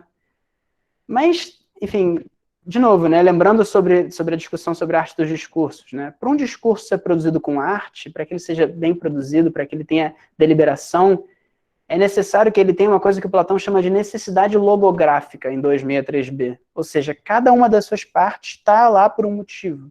Né? A inclusão dessa frase aqui e não em outro lugar, ela é significativa. E como Sócrates falou, a inclusão de algo no início, então, é de importância primordial. A gente tem que entender por que algo está no início, para que a gente entenda um discurso como um todo, quando esse discurso é bem construído. Tá? Então tem dois elementos que eu vou destacar nessa frase, que ajudam a gente a entender o Fedro, os objetivos do Platão nesse diálogo. A primeira coisa, uma coisa que está presente em todas as discussões ao longo desse diálogo inteiro, a qual a gente vai voltar o tempo todo nas nossas aulas, é a ideia que a condição humana ela é caracterizada por um movimento incessante. A gente está sempre indo de um lugar ao outro, e não tem nenhum momento em que esse movimento de ir de um lugar ao outro se interrompa. Mas ir de um lugar ao outro não é só um movimento geográfico, do tipo, eu saio daqui, vou na padaria e volto, né? Mas, sobretudo, um movimento constante presente na nossa vida é o movimento da nossa própria alma, da nossa psique. Porque a nossa alma constantemente deseja e satisfaz desejos, ou deseja e não consegue satisfazer desejos. E não tem nenhum momento em que esse movimento da alma de desejar e satisfazer, ou de desejar e ser frustrada, se interrompa. É um movimento que está presente em todos os momentos da nossa vida. Agora enquanto eu estou falando, agora enquanto vocês estão me ouvindo. Né? Ao mesmo tempo, a nossa consciência sobre a direção que esse movimento tem, ela é determinante para que a gente possa ter qualquer medida de controle sobre esse movimento. Né? Se a gente simplesmente se move sem consciência do fato de nós estarmos nos movendo, a gente não tem como impor nenhum tipo de sentido ou direção ao movimento que nos guia, que nos leva, né? Mais precisamente. Só que o próprio fato da gente estar se movendo faz com que a obtenção desse conhecimento sobre nós mesmos seja muito difícil, né? E uma coisa que o Sócrates vai propor é que a amizade, e mais especificamente a amizade filosófica, né, que a gente vai discutir na próxima aula, que é a amizade caracterizada pela existência de um laço erótico entre os amigos, é uma das poucas circunstâncias em que a gente pode obter alguma consciência sobre o nosso movimento, tá? O que o Sócrates vai propor, e a gente vai ver em especial nas aulas, na próxima aula e na última aula, é que o diálogo filosófico com um amigo permite que a gente construa junto com os amigos, uma coisa que eu falei na primeira parte da aula, uma espécie de espelho a partir do qual o autoconhecimento é possível, tá? Então, para retomar um pouco essa ideia, que é bastante interessante, né? A condição humana, nessa perspectiva, ela é marcada por ser paradoxal, né? Porque esse conhecimento sobre nós mesmos que nós temos que obter para que a gente tenha uma vida boa, ele é uma coisa estática, afinal de contas, ele é um conhecimento, né? Não é possível a gente aprender algo que se move, porque o movimento significa mudança. E a apreensão, para a gente conseguir aprender algo, esse algo tem que estar parado, né? Uma coisa que se move, o único modo de você, por exemplo, né, podia ter usado essa imagem, é muito interessante, vocês já devem ter visto, por exemplo, uma imagem de um carro de Fórmula 1 se movimentando, e o fotógrafo tira uma foto, daquelas fotos em que ele acompanha o movimento do carro, fica, né, o fundo fica borrado e só o carro fica estático, né? O único modo de você obter algum tipo de conhecimento sobre um carro em movimento é produzindo sobre ele algo parado, algo estático, uma foto, né? Só que o problema é que o momento em que você obtém algum tipo de conhecimento sobre o seu próprio movimento, no momento em que isso ocorre, o seu movimento já fez com que você vá para outro lugar, né? O momento em que você apreende, você consegue tirar uma foto de si mesmo, digamos assim, o momento em que você consegue, através de um diálogo filosófico, criar uma imagem de si mesmo, que sirva como espelho para a sua própria alma, e você veja a si mesmo nesse espelho, no momento em que você observa esse espelho, você já é outro, diferente daquele espelho que você mesmo criou, né? Mas a ideia é que a amizade filosófica, ela seja uma espécie de ocasião única em que pelo menos essa fotografia possa ser tirada, né? É um momento em que, mesmo se só intelectualmente, racionalmente, né, ou criativamente, você e seu amigo que está te ajudando a fazer isso, falando sobre você e falando sobre ele, possam ver a si mesmos como se fosse de fora para dentro, como se a gente tivesse momentaneamente uma visão de cima de nós mesmos, né?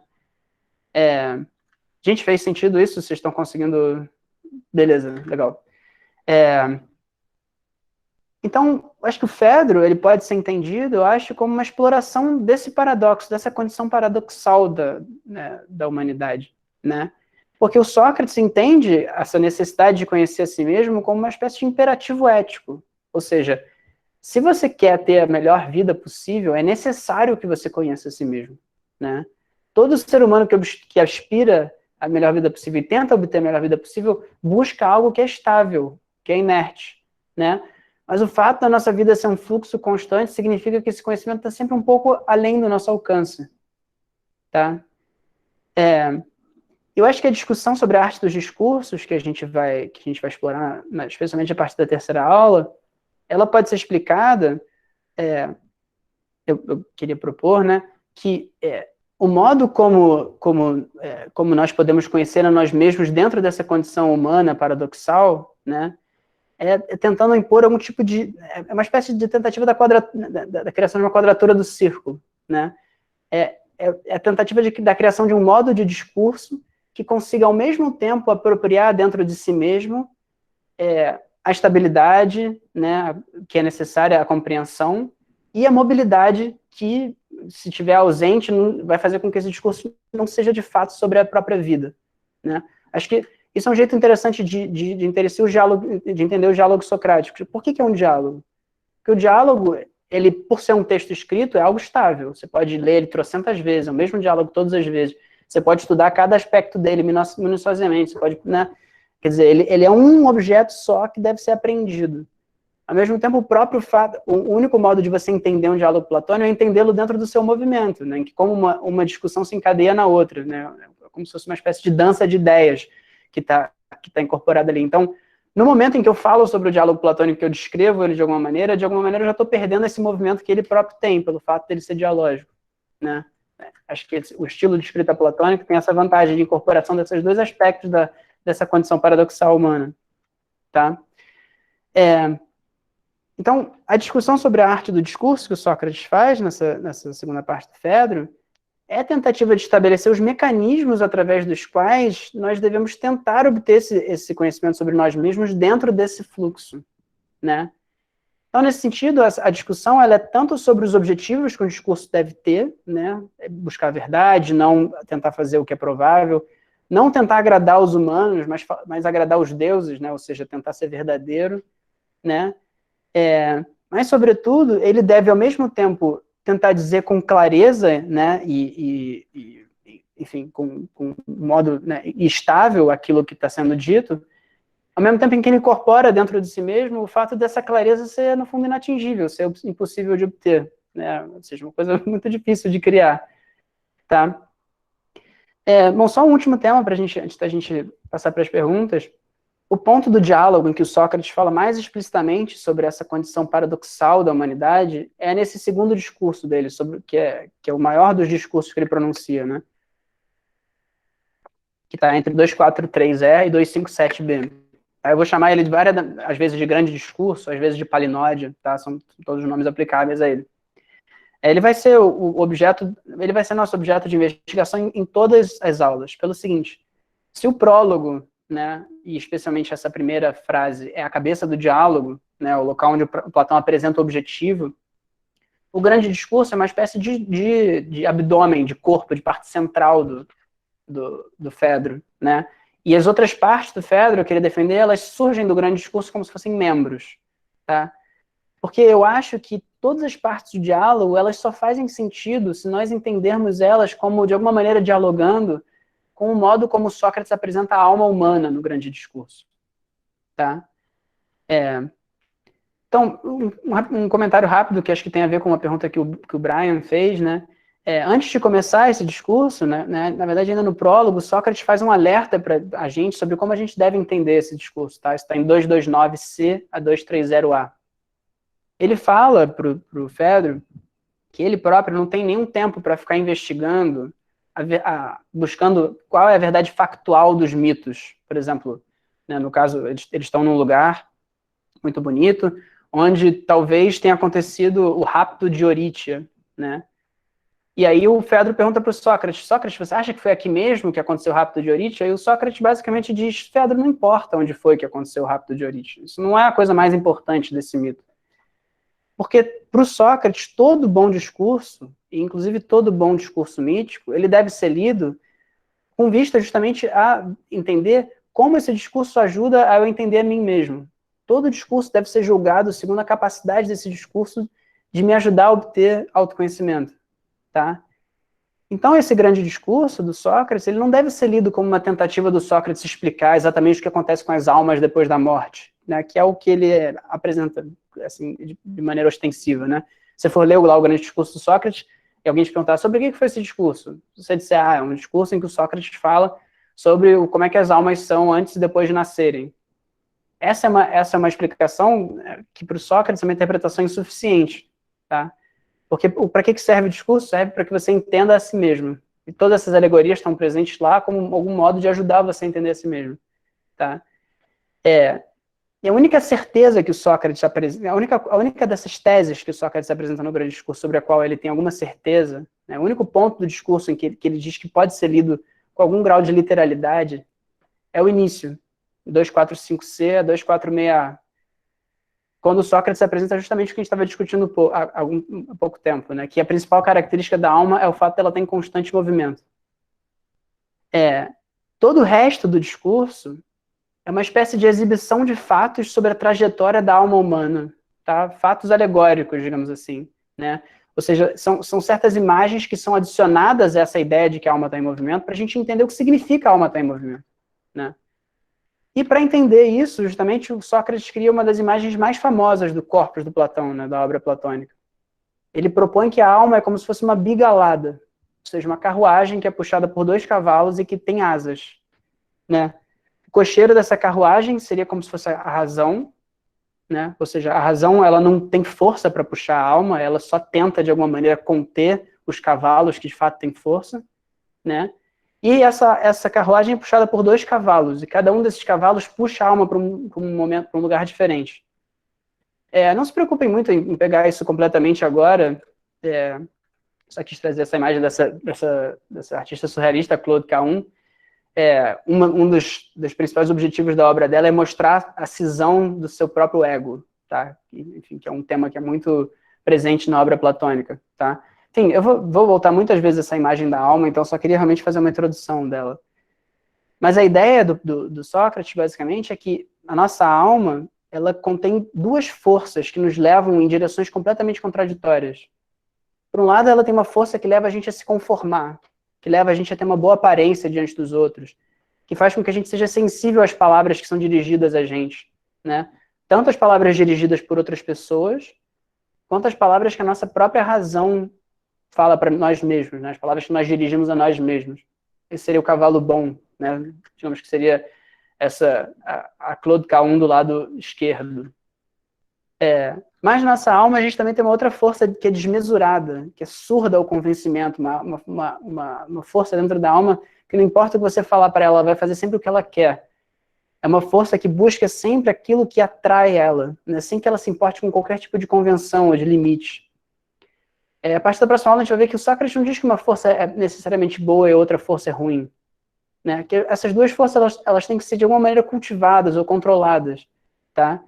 Então, nesse movimento constante da nossa alma, tem forças que levam esse movimento para um lado, tem forças que levam o movimento para o outro, e a ideia é que o conhecimento de si mesmo é o que dá ao cocheiro a capacidade de dar mais rédea para um cavalo ou para o outro, frear mais um cavalo, estimular mais o outro, tá? Só que, e agora para terminar realmente a aula, além dos cavalos e dos cocheiros, a alma tem uma 4ª parte, que são as asas. Tá? Eu não vou adiantar muito sobre isso, porque isso vai ser basicamente o tema da nossa próxima aula. As asas seriam uma parte da alma cuja capacidade é nos fazer sair desse plano de direção que a gente vai ou para a direita ou para a esquerda.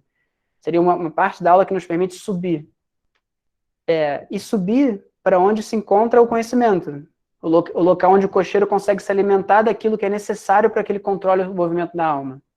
Tá? E a minha interpretação do Fedro, que eu vou tentar apresentar para vocês, eu vou tentar mostrar para vocês como todas as discussões que o Sócrates faz ao longo desse diálogo, tanto a discussão sobre o amor, quanto a discussão sobre a retórica, quanto depois a discussão sobre a escrita, são sobre como nós devemos nos relacionar com os objetos do mundo de um modo a que nós consigamos fazer com que nossas asas nos levem para cima, em direção àquilo que alimenta a nossa razão e nos permita controlar o movimento da nossa alma. Tá? Então, isso é uma coisa a ter em mente, não é que o Sócrates está dizendo que os apetites, como a vontade de ter sexo, ou a vontade de comer, são necessariamente ruins, e que a conformação, a boa reputação, a boa aparência é necessariamente boa. Não. O que é importante mesmo é a obtenção de conhecimento que nos permita decidir em cada ocasião da nossa vida quando um outro tipo de desejo deve ser mais cultivado ou restringido. Tá? Só que, a gente vai ver a partir da próxima aula, esse tipo de conhecimento que nos permite saber quando restringir um desejo e nos permite saber quando dar rédeas a ele, não é um conhecimento que nós conseguimos obter em quase nenhuma instituição na cidade. Esse é um dos motivos pelos quais o Sócrates e o Fedro estão fora da cidade, né? Esse tipo de conhecimento, ele só consegue ser obtido se a gente conseguir se afastar um pouco das palavras que a gente habitualmente ouve, né? Das palavras que habitualmente o nosso cocheiro absorve e tenta usar para falar com os nossos cavalos, e a gente tente, e isso vai ser o tema da próxima aula, lembrar da verdade, tá? Isso vai, enfim, a gente vai falar bastante sobre isso quando eu discutir a teoria da reminiscência. E o modo de fazer isso é justamente através dessa busca do autoconhecimento, que o Sócrates está sempre defendendo, através de um diálogo com um amigo, através de um diálogo com alguém que tem um objetivo que é comum a você, tá? Enfim, gente, só rapidamente, eu vou botar o programa do curso lá no Classroom, tá? Eu tenho um programa que eu mandei para vocês, mas eu fiz uma pequena atualização. A gente, na próxima aula, vai discutir sobre o amor, tá? Dando ênfase eu vou querer chamar a atenção desses dois aspectos do amor, o amor ascendente e o amor descendente, quer dizer, o amor que nos leva para cima, o amor que nos leva ao conhecimento de nós mesmos, o amor filosófico, nesse sentido, e o amor entendido como uma loucura que nos faz perder o controle, tá? Na terceira aula, nós vamos falar sobre a retórica, quer dizer, a gente vai falar sobre os tipos de discursos que nos levam a subir e os tipos de discursos que nos levam a descer, os motivos pelos quais uns e outros nos afetam tanto. Por que os discursos têm essa capacidade de ter um impacto sobre o movimento da nossa alma? Vai ser o tema da terceira aula. E, por fim, na nossa quarta aula, a gente vai discutir como um filósofo pode transmitir a um pupilo esses ideais da busca pelo autoconhecimento. Que tipo de mecanismos um filósofo pode utilizar, que tipo de mecanismo um filósofo pode utilizar para fazer com que uma outra pessoa, que não ele mesmo, entenda a necessidade de se portar como um filósofo no mundo, né? E a gente vai ver como a defesa do Sócrates é que a solidão é algo que afasta a gente da busca pela verdade, né?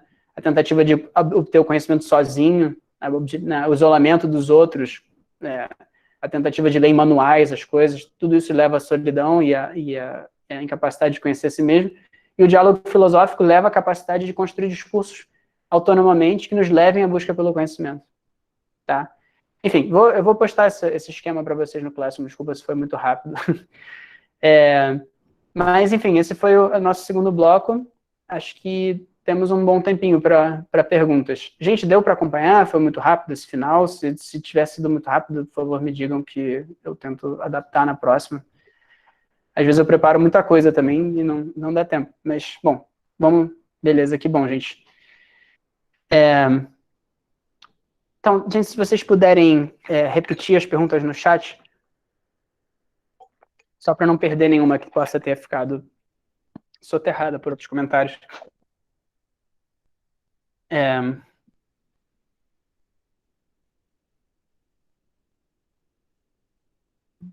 Então, beleza, vou começar aqui com o Olavo Mariano. Ele perguntou: mas isso não é um tanto contraditório, considerando que Sócrates fala para Fedro que não sai dos muros da cidade para conhecer os homens? Tá, esse é um ótimo ponto que o Olavo pegou.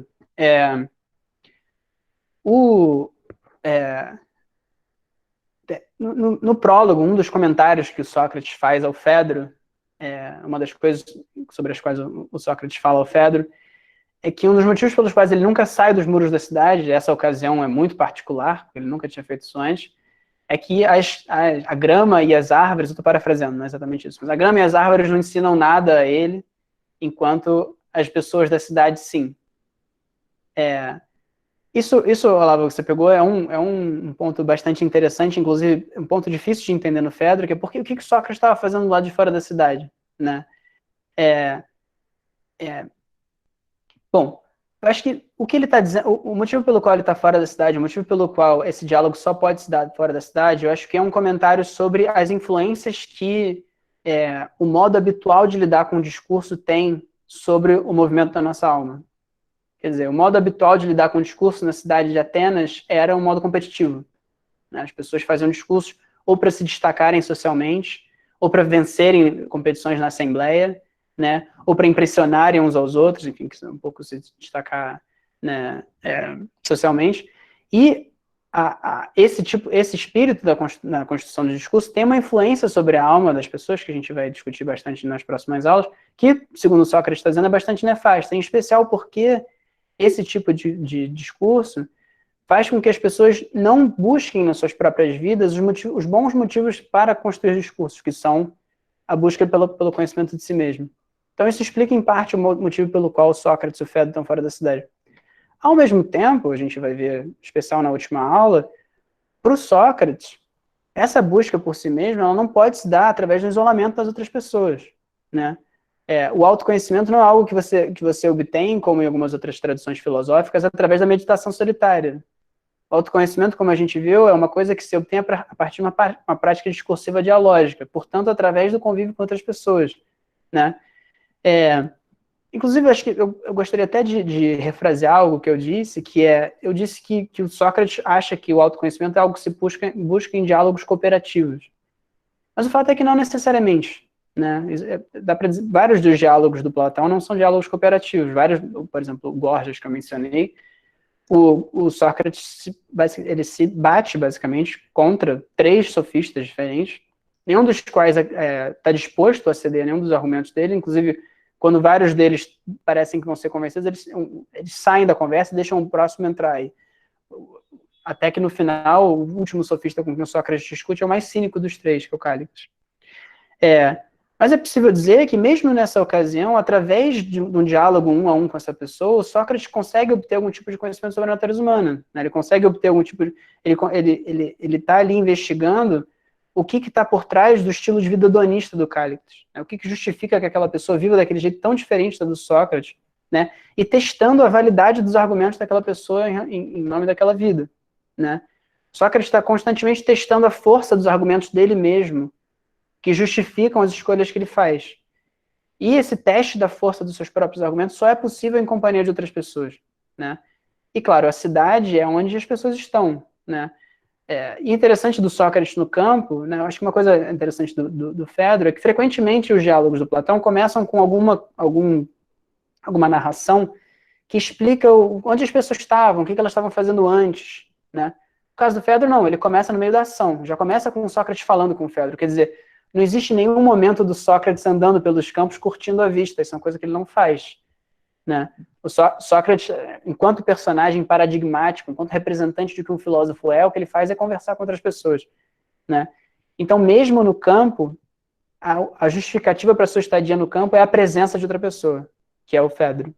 Mesmo se o campo, ao mesmo tempo, representar o fato de eles estarem longe dessas influências discursivas, né? Em relação às quais o Sócrates acha que é salutar se afastar. Então, enfim, uma ótima pergunta. A gente vai ver mais alguns elementos relacionados à presença deles no campo, né? Algumas coisas remetem a uma religião grega chamada os ritos de mistérios, tá? O Sócrates o Sócrates fala muitas vezes como ele e o Fedro estão participando de uma espécie de iniciação, né, em um rito de mistério, dentro do qual eles têm algum tipo de visão sobre como é a vida depois da morte. E esse tipo de rito era uma coisa que não era feita dentro da cidade. Mas a gente vai falar mais sobre isso nas próximas aulas, eu não queria antecipar. Mas obrigado pela pergunta, Olavo, ótima pergunta.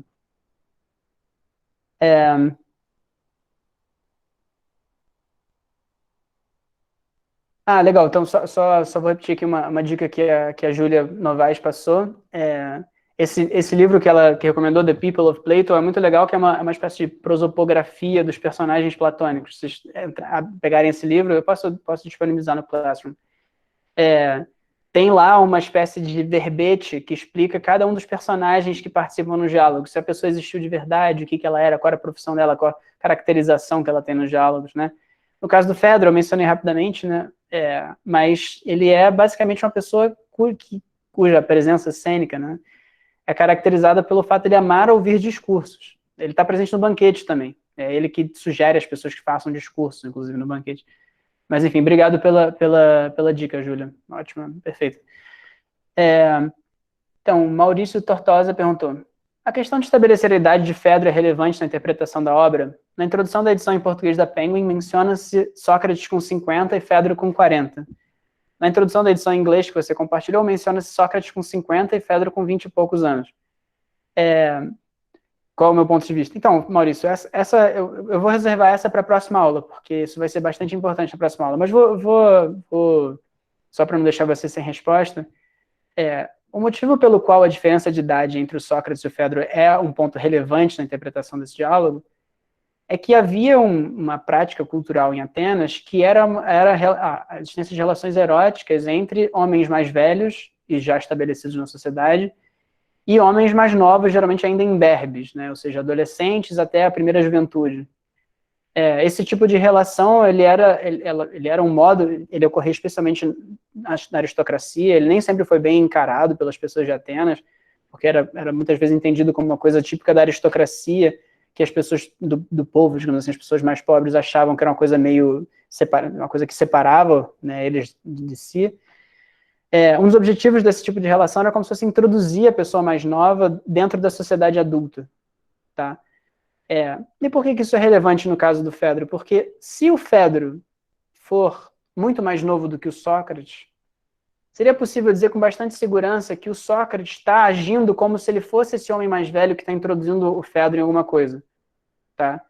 A gente vai ver na próxima aula como o Sócrates tem diversas críticas a essa instituição. Por exemplo, ele achava que um homem mais velho propor sexo a um homem mais novo era uma coisa terrível para os dois. Era terrível para o homem mais velho porque denotava uma corrupção na sua alma, e era terrível no homem mais novo porque introduzia a corrupção da alma do homem mais velho na alma do homem mais novo. A gente vai ver em mais detalhes isso, tá? Agora, eu acho que essa questão, na verdade, não é tão relevante assim, porque o Sócrates e o Fedro, no fundo, o que eles estão fazendo é brincar um com o outro, de ser a pessoa que guia o outro e o outro que guia um, né? Eles estão um pouco, na verdade, jogando com a necessidade de você ter uma pessoa que é responsável pela sua introdução e na vida adulta de forma geral, né? Porque, na verdade, existe uma coisa, na constituição do sujeito, digamos assim, do sujeito adulto, existe uma via de mão dupla, dialógica, entre pessoas mais novas e pessoas mais velhas, né? O mais novo inspira algo no mais velho, o mais velho devolve algo ao mais novo, e vice-versa, né? Então, uma das críticas a essa instituição que o Platão está introduzindo através desse texto, que a gente vai ver na próxima aula, é justamente que talvez essa diferença de idade ela não seja tão significativa assim, né? Acho que a diferença de experiência filosófica, sim, a gente vai ver, mas não a diferença de idade, necessariamente, tá? Agora, essa coisa da diferença de idade deu pano para manga para muitas interpretações diferentes, né? Porque, inclusive, essa coisa de quem é amante, quem é amado, ou seja, quem é mais velho, quem é mais novo, o Fedro é chamado de amante, às vezes, ou seja, ele seria a pessoa mais velha numa relação com um amado, amante do Lísias, que seria, então, o mais novo a quem o Fedro poderia guiar, né? Enfim, isso, eu acho que não é tão... Não dá para a gente dizer com tanta clareza que o Fedro seja um menino novo que o Sócrates está guiando, que acho que é o que provavelmente essa introdução do Christopher Rowe, né, na edição que eu mandei para vocês, estaria apontando para isso, tá? Acho que dá tempo de mais umas duas perguntas.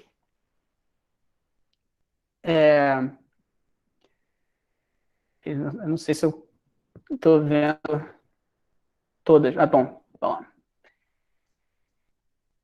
Então, Luiz Augusto Lima Silva perguntou: para Sócrates, conhecer os homens é o mesmo que conhecer a verdade? Bom, acho que essa é uma pergunta que eu não consigo responder usando apenas o Fedro, tá? Mas acho que dá para responder usando a apologia, que eu acho que ainda explica talvez o comportamento do Sócrates dentro desse diálogo, tá? Do seguinte modo: para o Sócrates na apologia de Sócrates do Platão, o único conhecimento de fato obtenível por um ser humano é o conhecimento de si mesmo. É o conhecimento peculiarmente humano, como ele chama lá, tá? Lá, especificamente, ele acha, inclusive, que esse conhecimento sobre si mesmo que se pode obter é o conhecimento sobre a sua própria ignorância, o famoso só sei que nada sei, né? Aqui no Fedro, acho que já não é tão restrito o tipo de conhecimento que se pode obter. O único conhecimento que se pode obter não é só o conhecimento da própria ignorância. Mas, de qualquer maneira, eu acho que está mantida essa ideia de que existe um tipo de conhecimento que é peculiarmente humano, né? Em alguns outros diálogos do Platão, por exemplo, no Fédon, o Sócrates dá a entender que ele já esteve interessado em outras áreas da filosofia, como a gente chamaria hoje em dia. No Fédon, ele diz que ele chegou a ler o livro do Anaxágoras, que é um filósofo pré-socrático que o Aristóteles chama de físico, né? Uma pessoa interessada nas origens do mundo físico, de onde vem o mundo físico, por que ele é como ele é. Mas que o Sócrates teria abandonado essa empreitada, em nome de fazer outras coisas que levariam ele a um conhecimento sobre si mesmo. E na apologia ele dá a entender que ele fez isso porque ele percebeu que o único conhecimento que ele pode obter de fato é esse. Agora, isso não significa nem que o Sócrates crê que ele vai chegar numa verdade sobre a natureza humana, né? e nem que essa é a única verdade que existe, mas eu acho que ele diria sim que essa é a única verdade que se deve buscar, tá?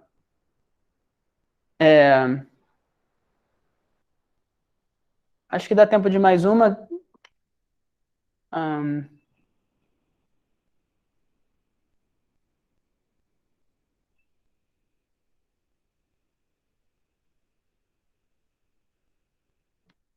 Acho que, bom, só vou responder rapidamente a pergunta do João Oliveira, que perguntou se essa ideia de movimento está contida no pensamento do Parmênides, e a Stephanie respondeu, acho que Heráclito.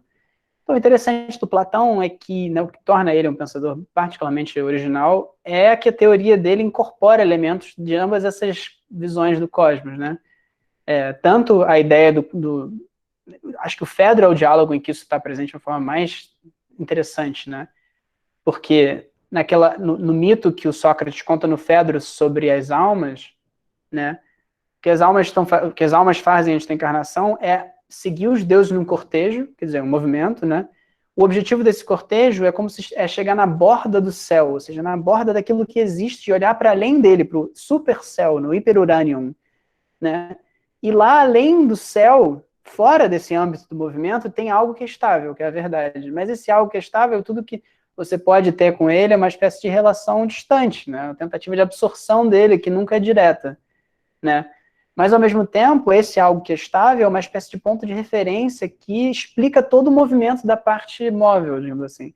O cortejo se dá em direção a esse movimento, ele se dá para tentar obter, perdão, essa estabilidade. A estabilidade explica o movimento. É um pouco aquilo a que o Platão está tentando chegar, né? Então, é interessante que ele incorpora essas duas coisas. O Parmênides tanto o Parmênides quanto o Heráclito são mencionados várias vezes na obra do Platão. Muitas das coisas que nós sabemos sobre a filosofia desses dois filósofos, inclusive, é graças a menções que o Sócrates faz a esses filósofos, tá? Tem um diálogo em que o Parmênides aparece como personagem, inclusive, que é o diálogo chamado Parmênides. E, inclusive, nesse diálogo, ele mostra para o Sócrates que a teoria das formas, né, a ideia que existiriam ideias, está errada. Ele basicamente refuta a teoria das formas. Então, o interessante do Platão é que ele está sempre jogando com ideias, né? Ele está sempre testando a força de uma ideia contra outra, de uma perspectiva filosófica contra outra. Eu acho que o legal do Fedro, que eu acho que recomenda ele como uma porta de entrada, até a filosofia grega, é o fato dessas ideias dançarem juntas de uma forma convincente, de uma forma que é interessante de ver, né?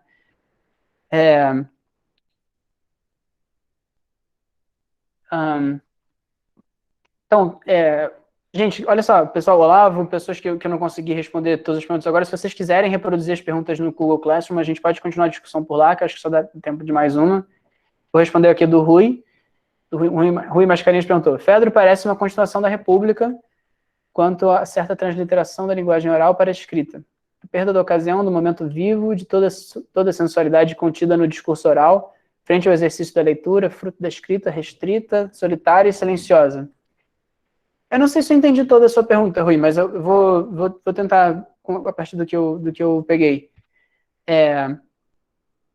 Acho que o Platão, isso é uma coisa que a gente vai discutir bastante na última aula, ele está sempre jogando com o fato ele está sempre jogando com uma certa inferioridade natural do seu trabalho em relação ao do Sócrates e uma superioridade também do seu trabalho em relação ao do Sócrates. Por um lado, o diálogo filosófico escrito, ele necessariamente não é capaz de incorporar as características do leitor dentro dele, né?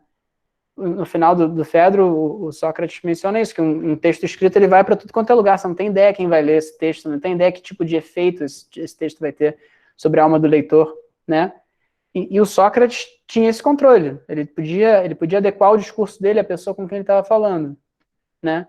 Agora, ao mesmo tempo, o texto escrito permite que o Platão imponha esse discurso, uma organização, uma necessidade logográfica, como a gente estava vendo, né? E um diálogo oral não tem, quer dizer, ele pode fazer desse diálogo uma espécie de paradigma daquilo que é compreensível, quer dizer, pode impor a esse diálogo, né, no máximo grau que ele conseguir, uma organização que, a gente vai falar sobre isso depois, nos lembre da verdade, porque é uma organização que, pelo próprio fato de ser organizada, é compreensível. Nos lembra do fato de nós conseguirmos compreender as coisas, tá? Mas, enfim, isso talvez tenha sido um pouco cedo de dizer, a gente vai falar bastante mais sobre esses temas ainda, tá? Bom, gente, a gente está chegando no final da aula. Queria agradecer a presença de todos, as ótimas perguntas que vocês fizeram. Espero que vocês tenham gostado. E a gente continua na próxima sexta-feira. Quem por acaso não conseguiu responder a chamada, me manda um e-mail, por favor, que eu incluo o nome de vocês, tá? Enfim, e é isso. Quem não tiver recebido, não tiver conseguido preencher, me manda um e-mail, que eu boto o nome. Fala, Miriam.